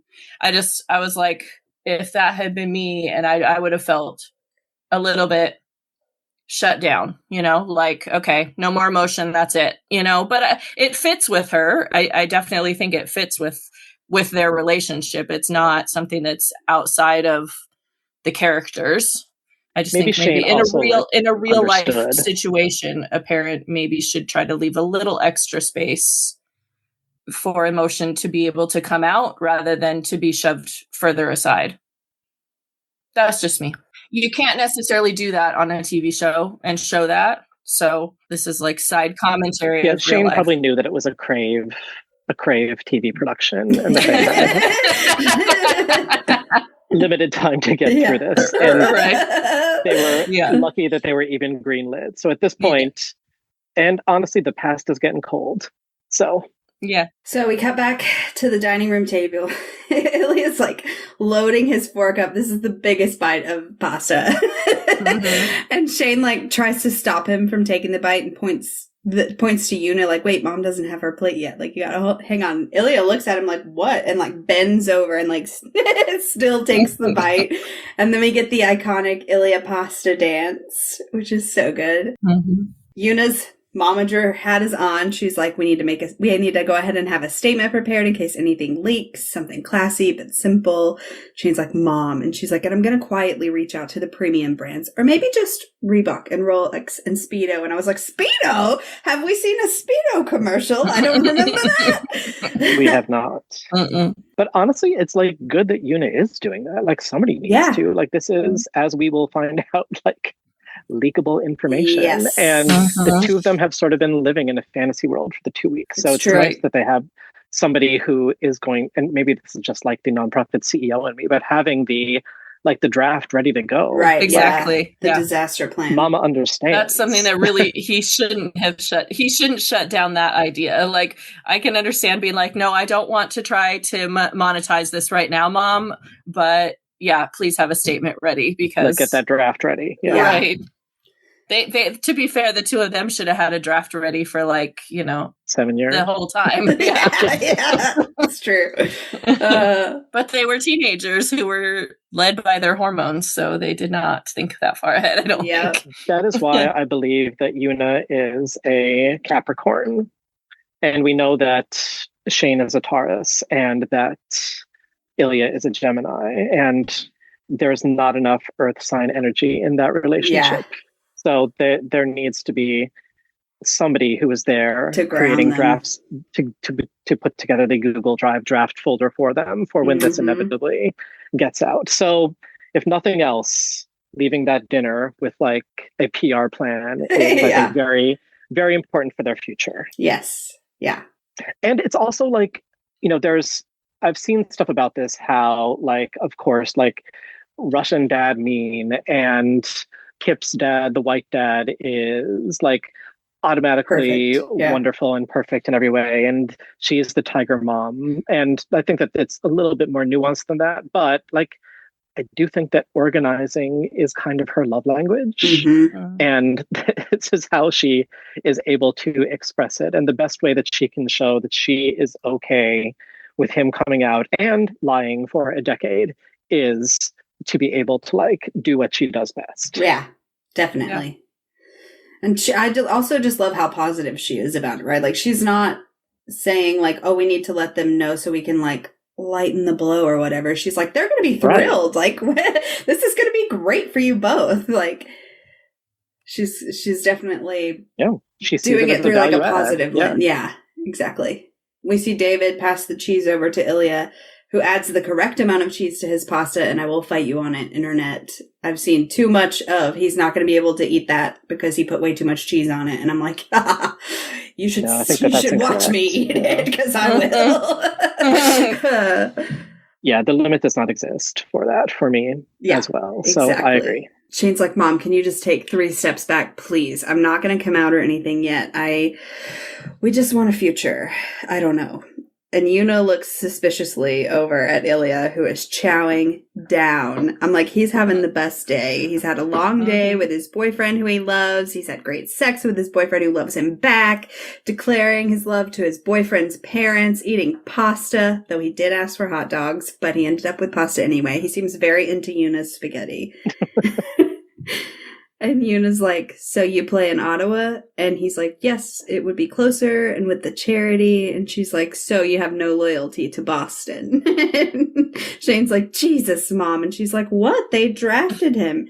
You would leave Boston for Shane. And no hesitation. He says, yes. And she's like, Shane's like, Mom. And she says, loyalty is important. And he's like, he's trying to be loyal to me, not Boston. And Ilya's like giggling this whole time because it is like Shane's looking in a mirror talking to himself. He's like, my mom cares a little too much about hockey. And Ilya's like, yeah, I see where you get it from.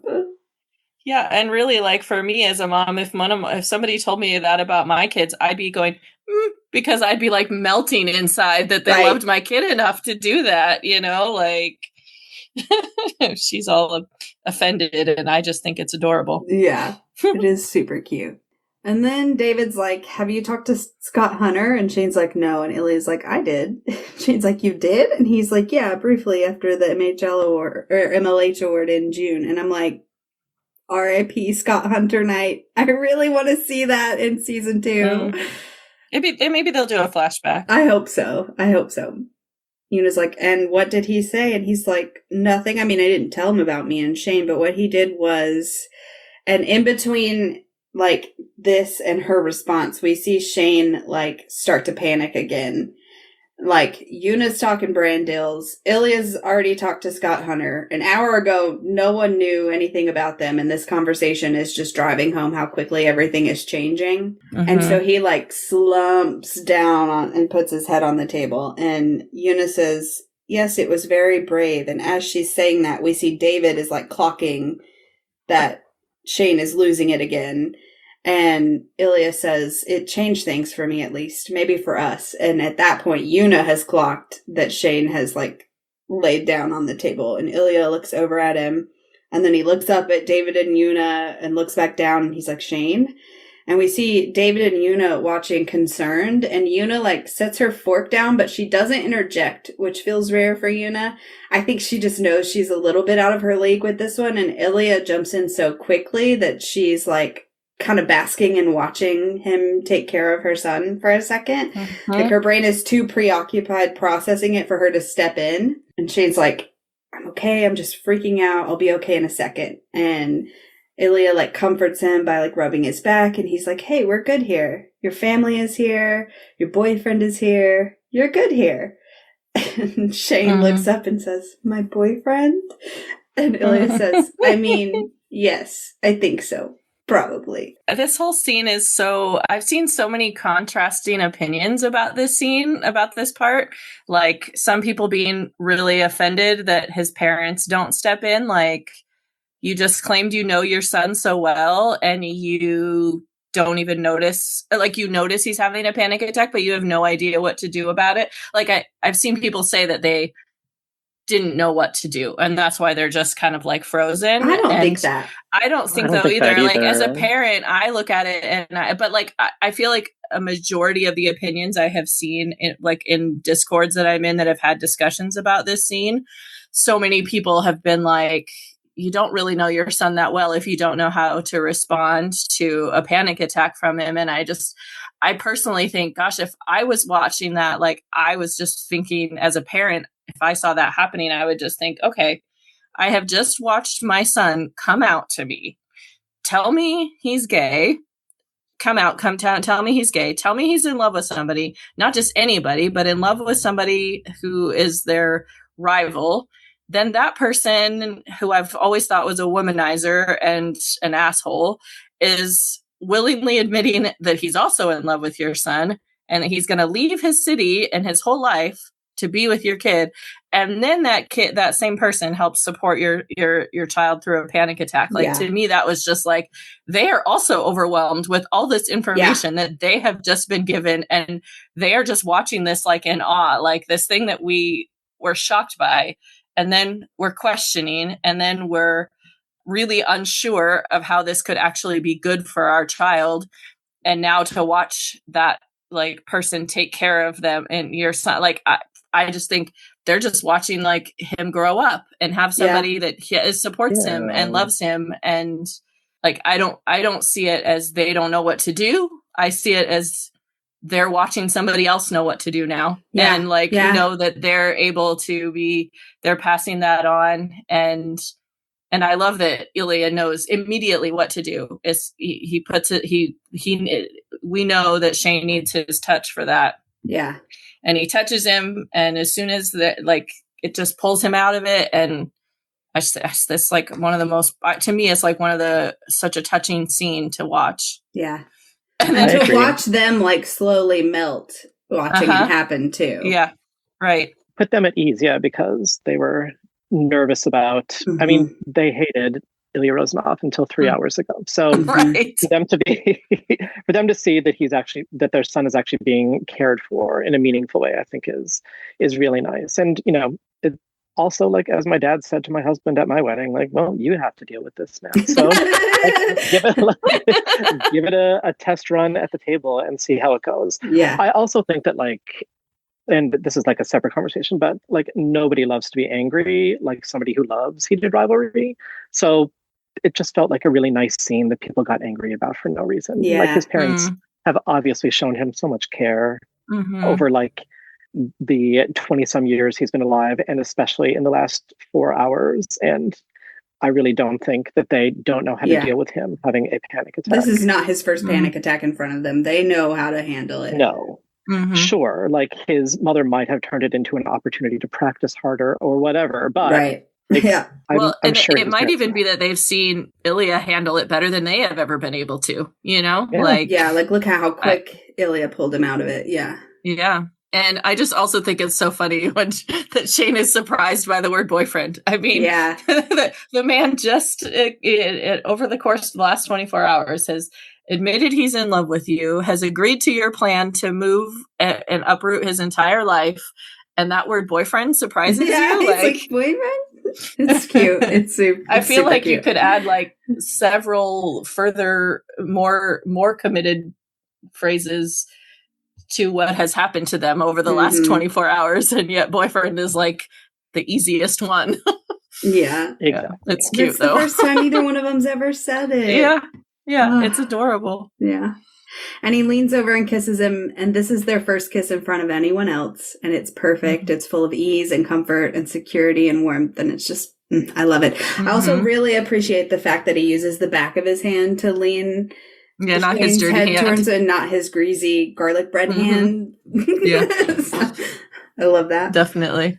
And it's just like a little tender, like it's just like a really tender little peck, you know? Like the kind you give somebody in reassurance. Yeah. Mm-hmm. For sure. Mm-hmm. And we see David and Una like watching and smiling, and Una's tearing up again, and she says, "Since rookie season," and David says, "Summer before." And we hear the song start up. Mm-hmm. Which I think is also funny, calling like to David's face right there too, is remember in episode 1, when they were having this whole conversation about YouTube and the like snake and a baby and like all these like unlikely pairings or whatever. And he's like, I think that's I think I'd go down that rabbit hole or something along those lines, like how he thinks that would be really interesting. And then he's like seeing it in his front of him, you know, and like it's kind of a similar facial expression, you know, like that's a cute callback I didn't pick up on, but you're so right. The unlikely animal friends fascination and support to be like, okay, now my son has an unlikely animal friend. Right. And I think it's cute. Yeah. So they walk out to the car, and Una's saying, like, she'll bring the chicken and some salad stuff. David's going to pick up beer. So they're planning, like, another dinner together. And Shane's like, please text. And Una's like, why? We'll just be there around 5. And Ilya says, please text. And David grabs Una and is like, we will text. I'm like, David has learned his lesson. He's like, thank God they still had their swim shorts on and I didn't come any later. Yeah. And you see Una make the, okay, I would caught back up face, like, oh yeah, okay. And you hear Ilya say, thank you for pasta, which is so cute.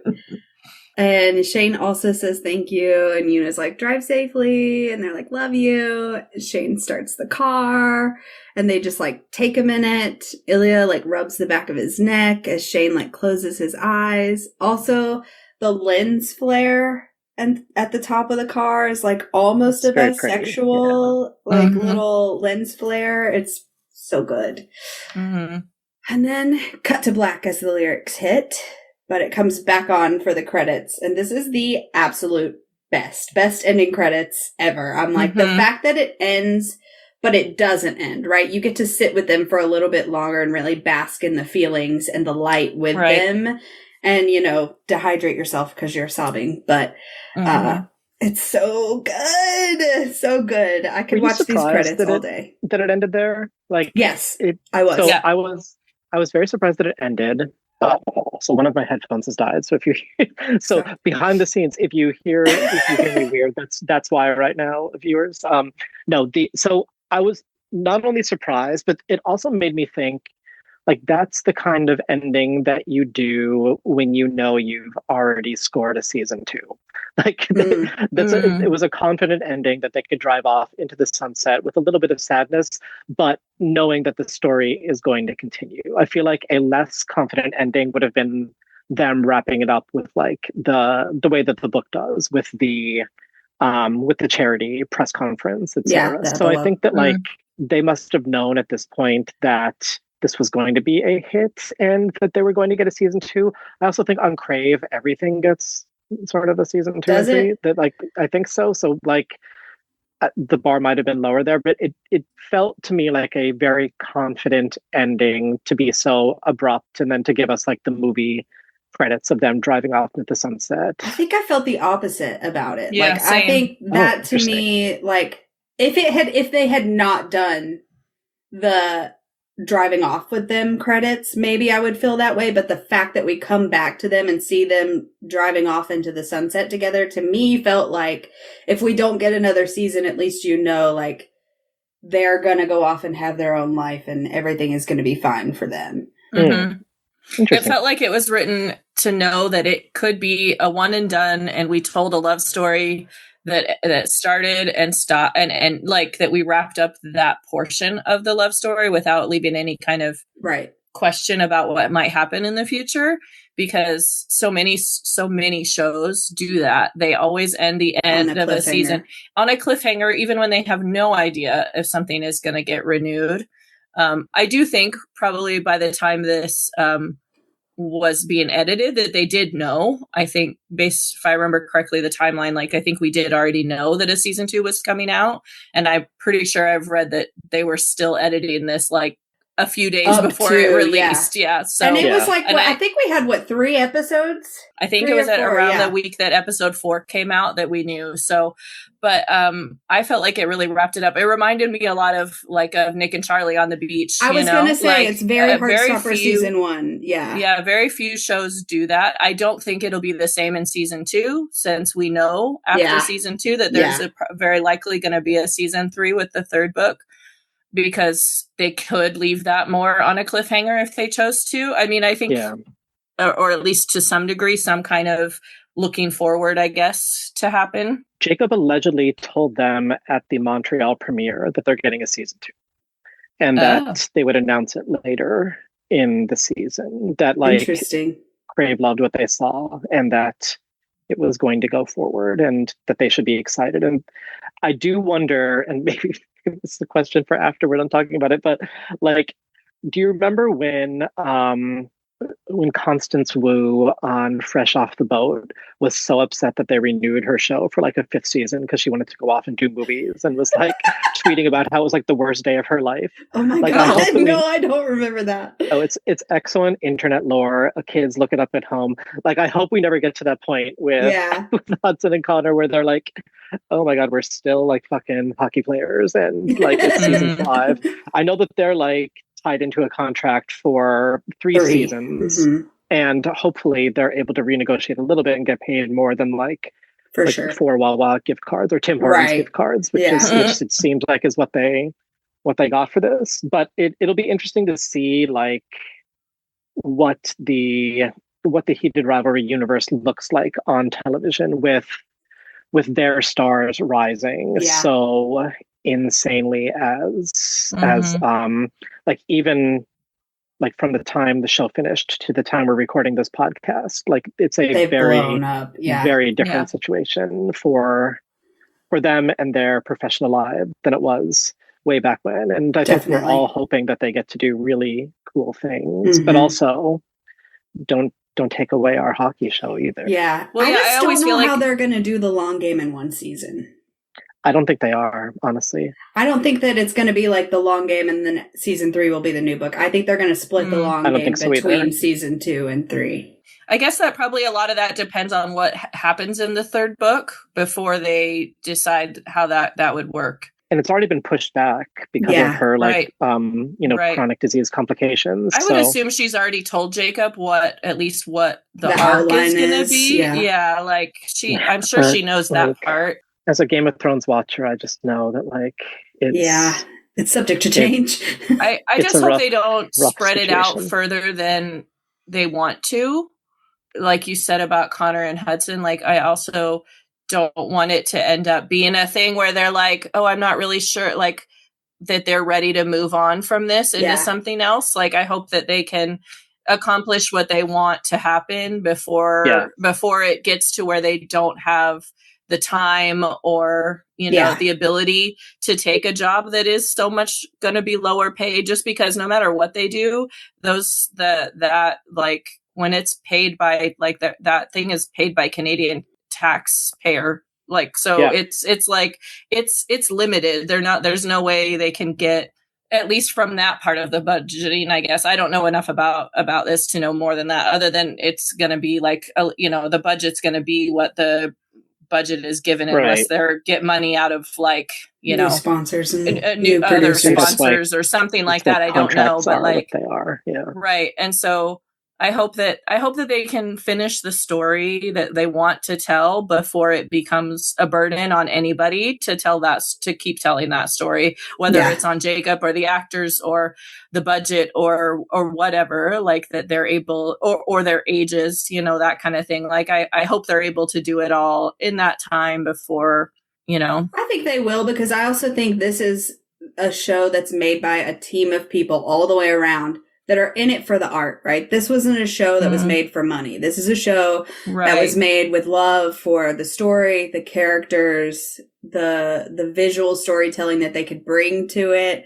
And I think I would love for that to continue to be their motivation. Yes. That's my thing, because I think Hollywood does often change people, and that's what I worry. And I'm not pointing fingers at any one particular person along the way that it could change, but just we do see that happen where that, and it could be even from the very top, from the, the budgeting the people at HBO or whatever, that changes how that is done. And that could change how they're able to do it. I don't think HBO has any say in it. No, they're not really going to. They're not involved in the production. They're only involved in the distribution. Yeah, distribution. For what now. What will be interesting to me, I don't think that they'll ever step in. I don't think but I do think it'll be interesting to see, it was made by people who I do think appreciated and loved the art of it, but also made by people that could not have imagined the potential of what happened to it. It's true. Right. So, coming out on the other side, and it does seem like everybody has a great head on their shoulders and really loves the product that they made. And we can, I think it's fair to expect the best from them, but we just won't know until we see what happens. Yeah, that's true. I think even the fact that Heated Rivalry, the book, was so had the ability to be elegantly mapped over 6 episodes, and we've already talked a couple times, I think, about how we don't think that it's going to be as easy to do that for the sequel.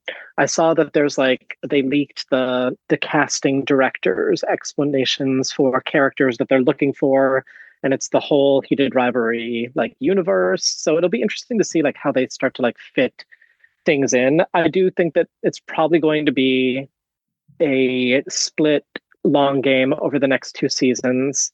I would even imagine with how busy Connor and Hudson are going to be, that they may film them both at the same time. Could be. And just wrap them up that way. And then you'll have a bunch of Canadian lawyers hoping that they can renegotiate after 3 seasons to put Unrivaled together. Now that it's pushed back to, I guess, June 2027, I want to say, that's a long time. So we will not know what the future of this universe holds. So I can see her sharing, because just because it comes out in June of 2027, that doesn't mean she's finishing it in June of 2027. I think he'll get it probably an advanced copy and be able to work on it. Totally. Yeah. Just like Alice is doing with Heartstopper for the final thing. Yeah. I did have one thing I wanted to talk about the driving away scene that, remember how we were talking previously about book lines and stuff. So I did make a note of something that I really loved from when I don't remember if they actually were at home when they said this or just when it was when they got back to the cottage and they're drinking some vodka or something and together, and Shane tells Ilya that this has been the weirdest day of my life. And this is told from Ilya's perspective. It says Ilya wanted to tell Shane that it had been one of the best days of his life. It had been awkward, sure, but Ilya felt that if he hadn't quite been ready, he would be welcomed into Shane's family, and that was no small thing. In fact, to Ilya, who had barely been welcome in his own family, it was huge. He wanted to tell Shane that the closest he felt to home was when he was with him. It didn't matter if it was in a hotel or Ilya's apartment or that weird hideout building Shane bought in Montreal or here at Shane's cottage. He was himself when he was with Shane. He'd left Russia. He was uneasy in America, and he'd spent his entire adult life drifting between continents and between lovers. But now he had been reeled in by this annoying Canadian, and all that he knew was that he wanted to stay. He wanted to anchor himself to Shane and just stay. It's a perfect place to to dismount from there. That sums it all up. Yeah. And I feel like they did a good job kind of showing that in that scene, because they were just consistently touching the entire time they were driving. And like just a really good example of showing they were anchoring themselves to each other no matter what was going to come in the future as they drive off into the sunset of their love, like that they were each other's anchor. And I just thought that was really beautiful. And we also don't get the line when they get in the car where Ilya's like, let's go home now. And then he has that little spiral of it, like, is it weird that I called this place I've been for 2 weeks home? And then that's kind of what leads him into saying like, oh, it's Shane is home. But it would have been cute if we had seen Ilya say like, let's go home and then cut to black. But I'm not complaining. I love the way they did it. Same. All right. I can't believe we did it. We did it. I also really love that song too. I think it's such a good song.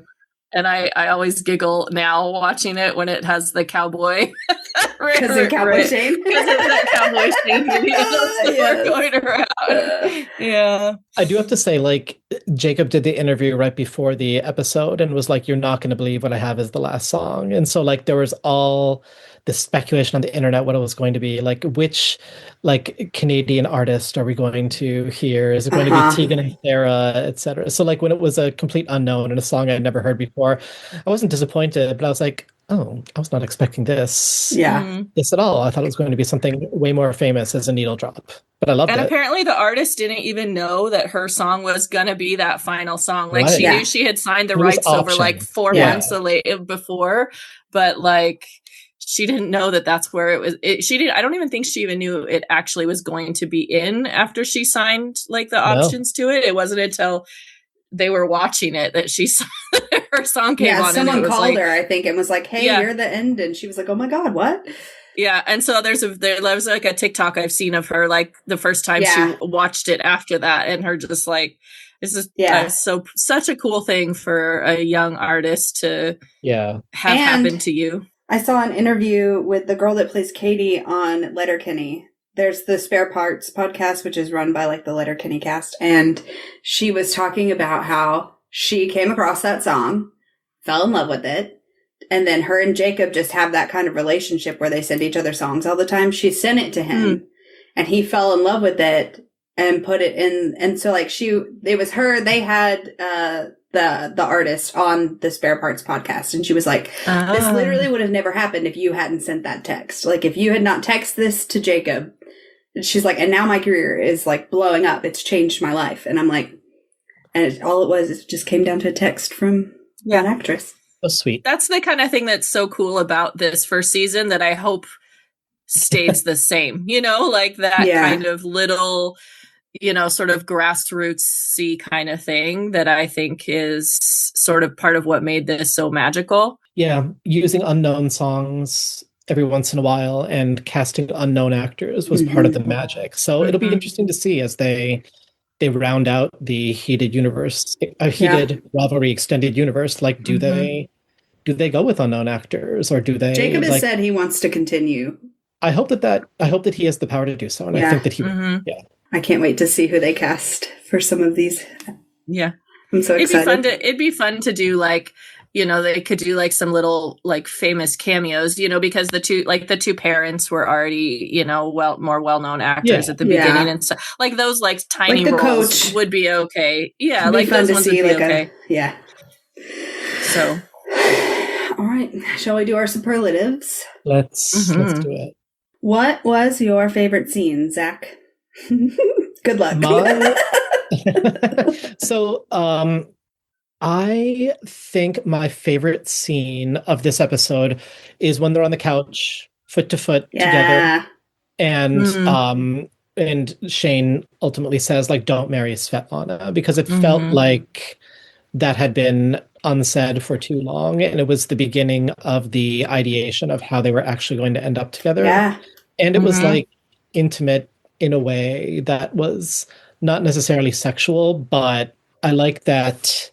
It was sort of the beginning of how they were able to actually talk to each other without their bodies being a part of it. So that was my favorite. It was probably the one that I've if I had to measure, like rewatched the most. Yeah, valid. Andi? So I put 2 for different reasons. So my favorite emotional scene I put was the I love you scene, of course.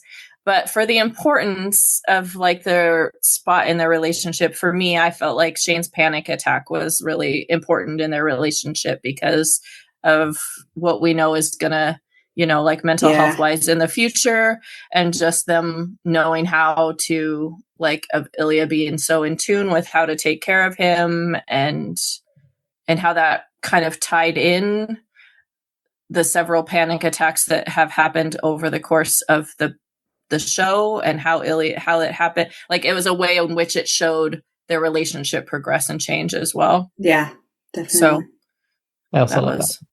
Yours? I'm gonna cheat as usual because it's my podcast and I make the rules. And say the entire episode was your favorite scene? No, I did at least narrow it down, but you should have like a minute. You should have like a minute's length of a description of a limit.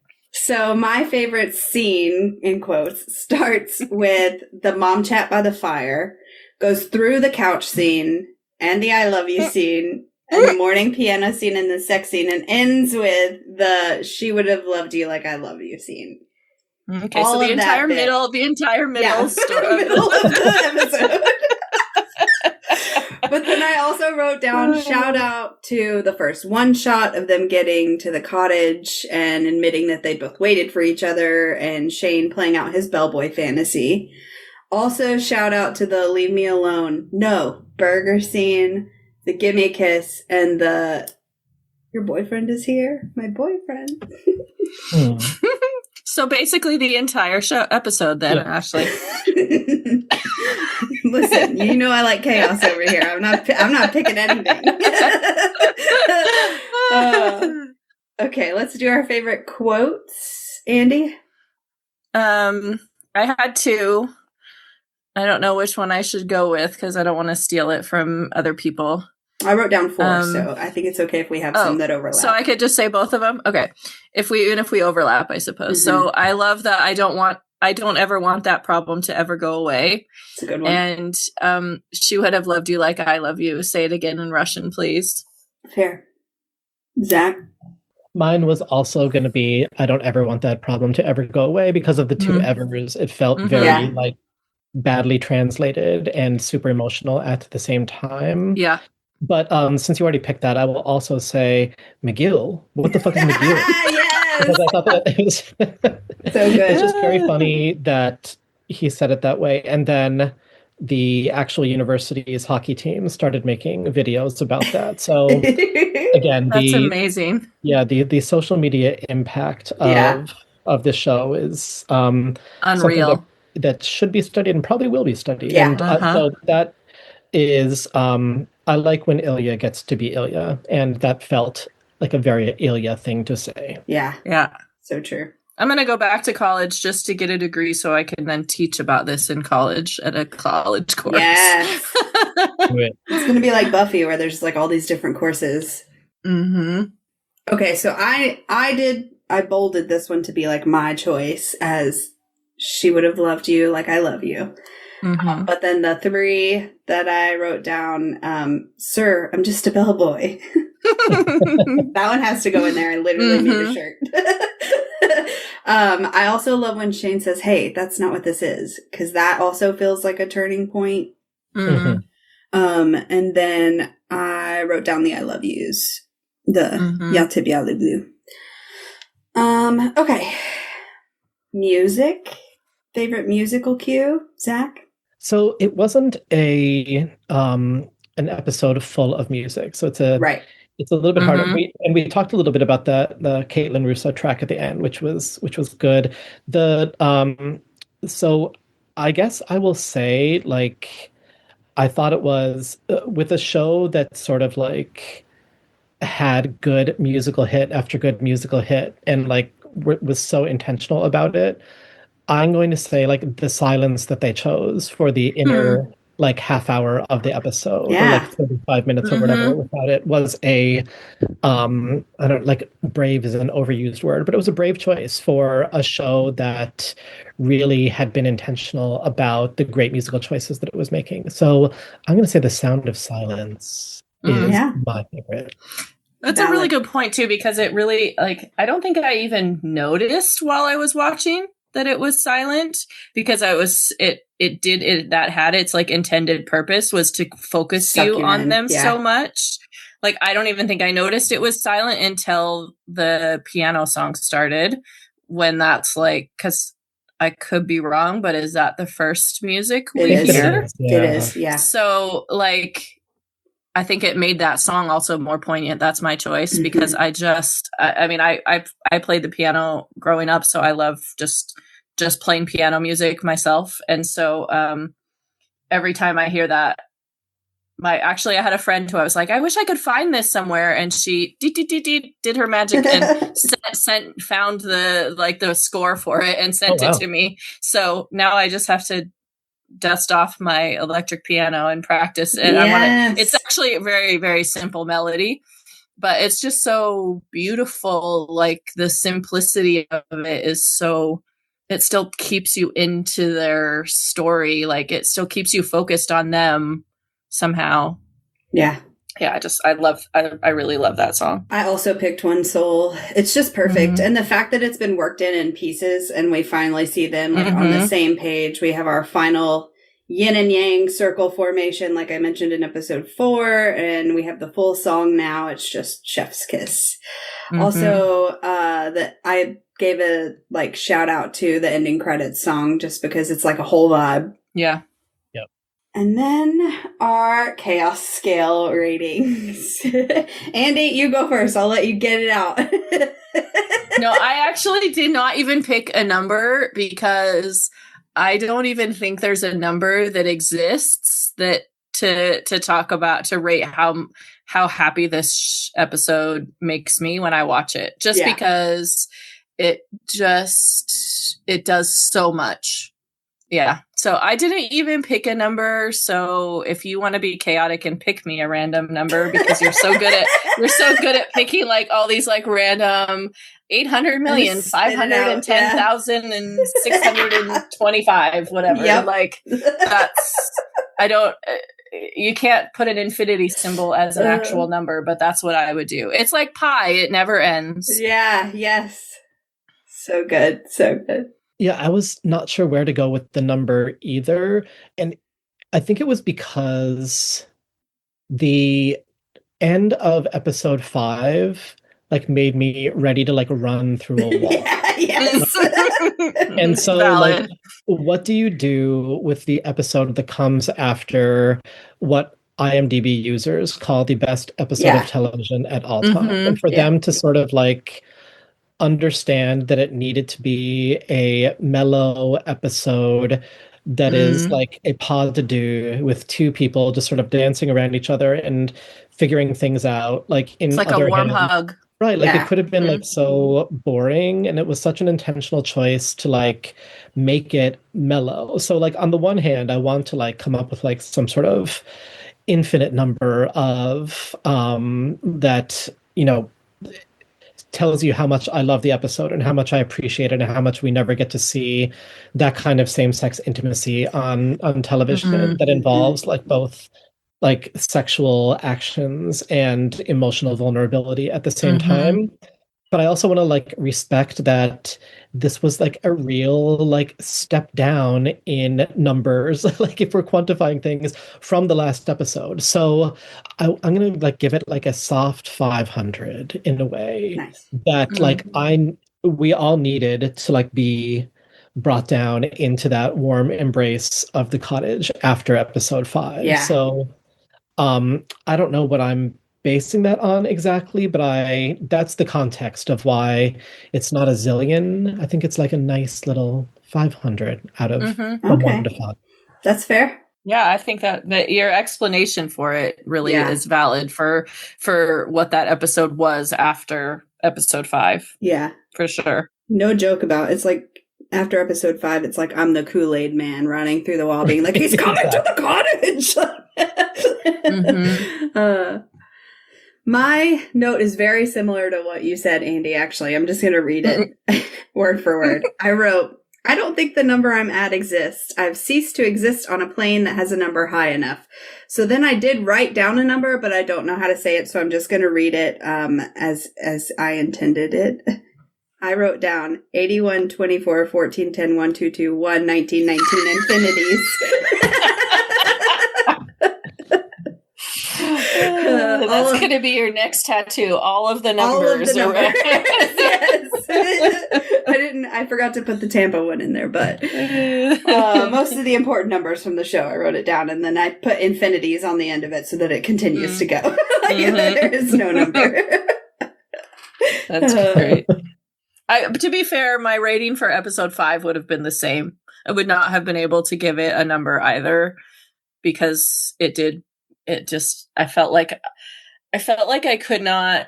I feel like a lot of this show, but 5 and 6, but 5 especially, felt like I couldn't exist in my own body for a minute. Like, you know what I mean? Like, yes. I just felt like I was like, everything was too much. Yeah.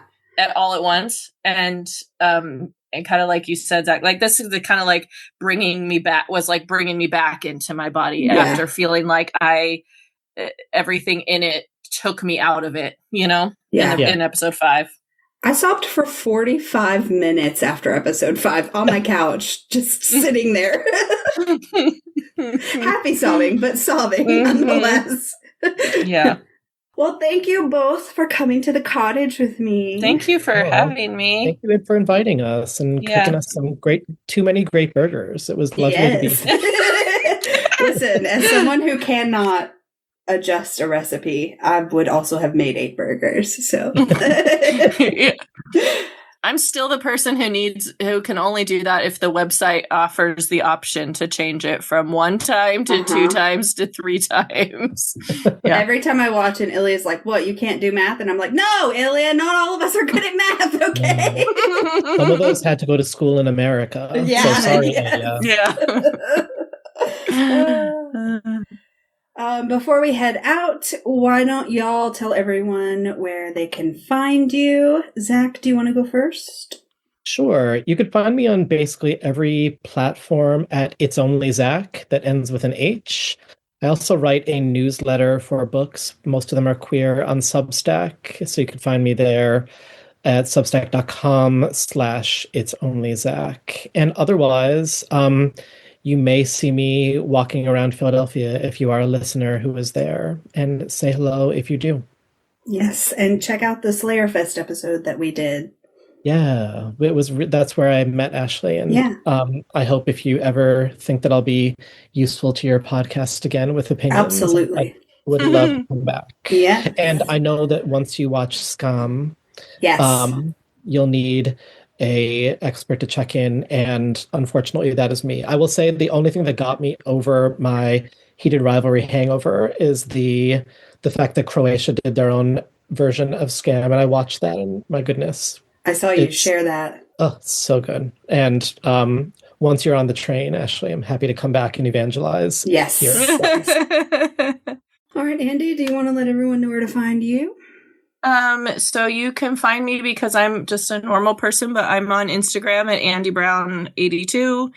And I do write Heartstopper and Heated Rivalry, only one so far, but fan fiction on AO3. So you can find me at AGOBY there, and that's where you can find me. Yes, and all that will be linked below. And I suppose that wraps us up for today. We will be back soon with more. I'm not sure where we're going from here yet, but I will have a plan by the time this comes out, probably. If you want to follow us online, we are at Why Are We Cast on all platforms. And if you like this, please consider rating and reviewing, as it helps others find us. Until next time, bye. Bye. Bye.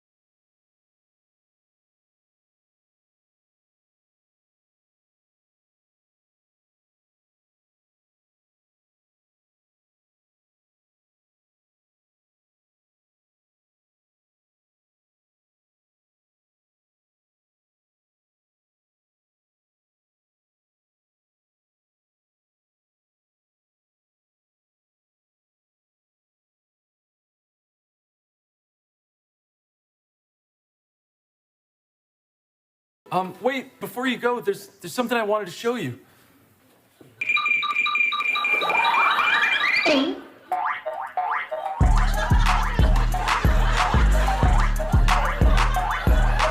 Thank you for coming to my house. Cottage. Thank you for coming to my Cottage. house. Thank you, thank you, thank you, thank you, thank you, thank you, thank you. I love you, listeners.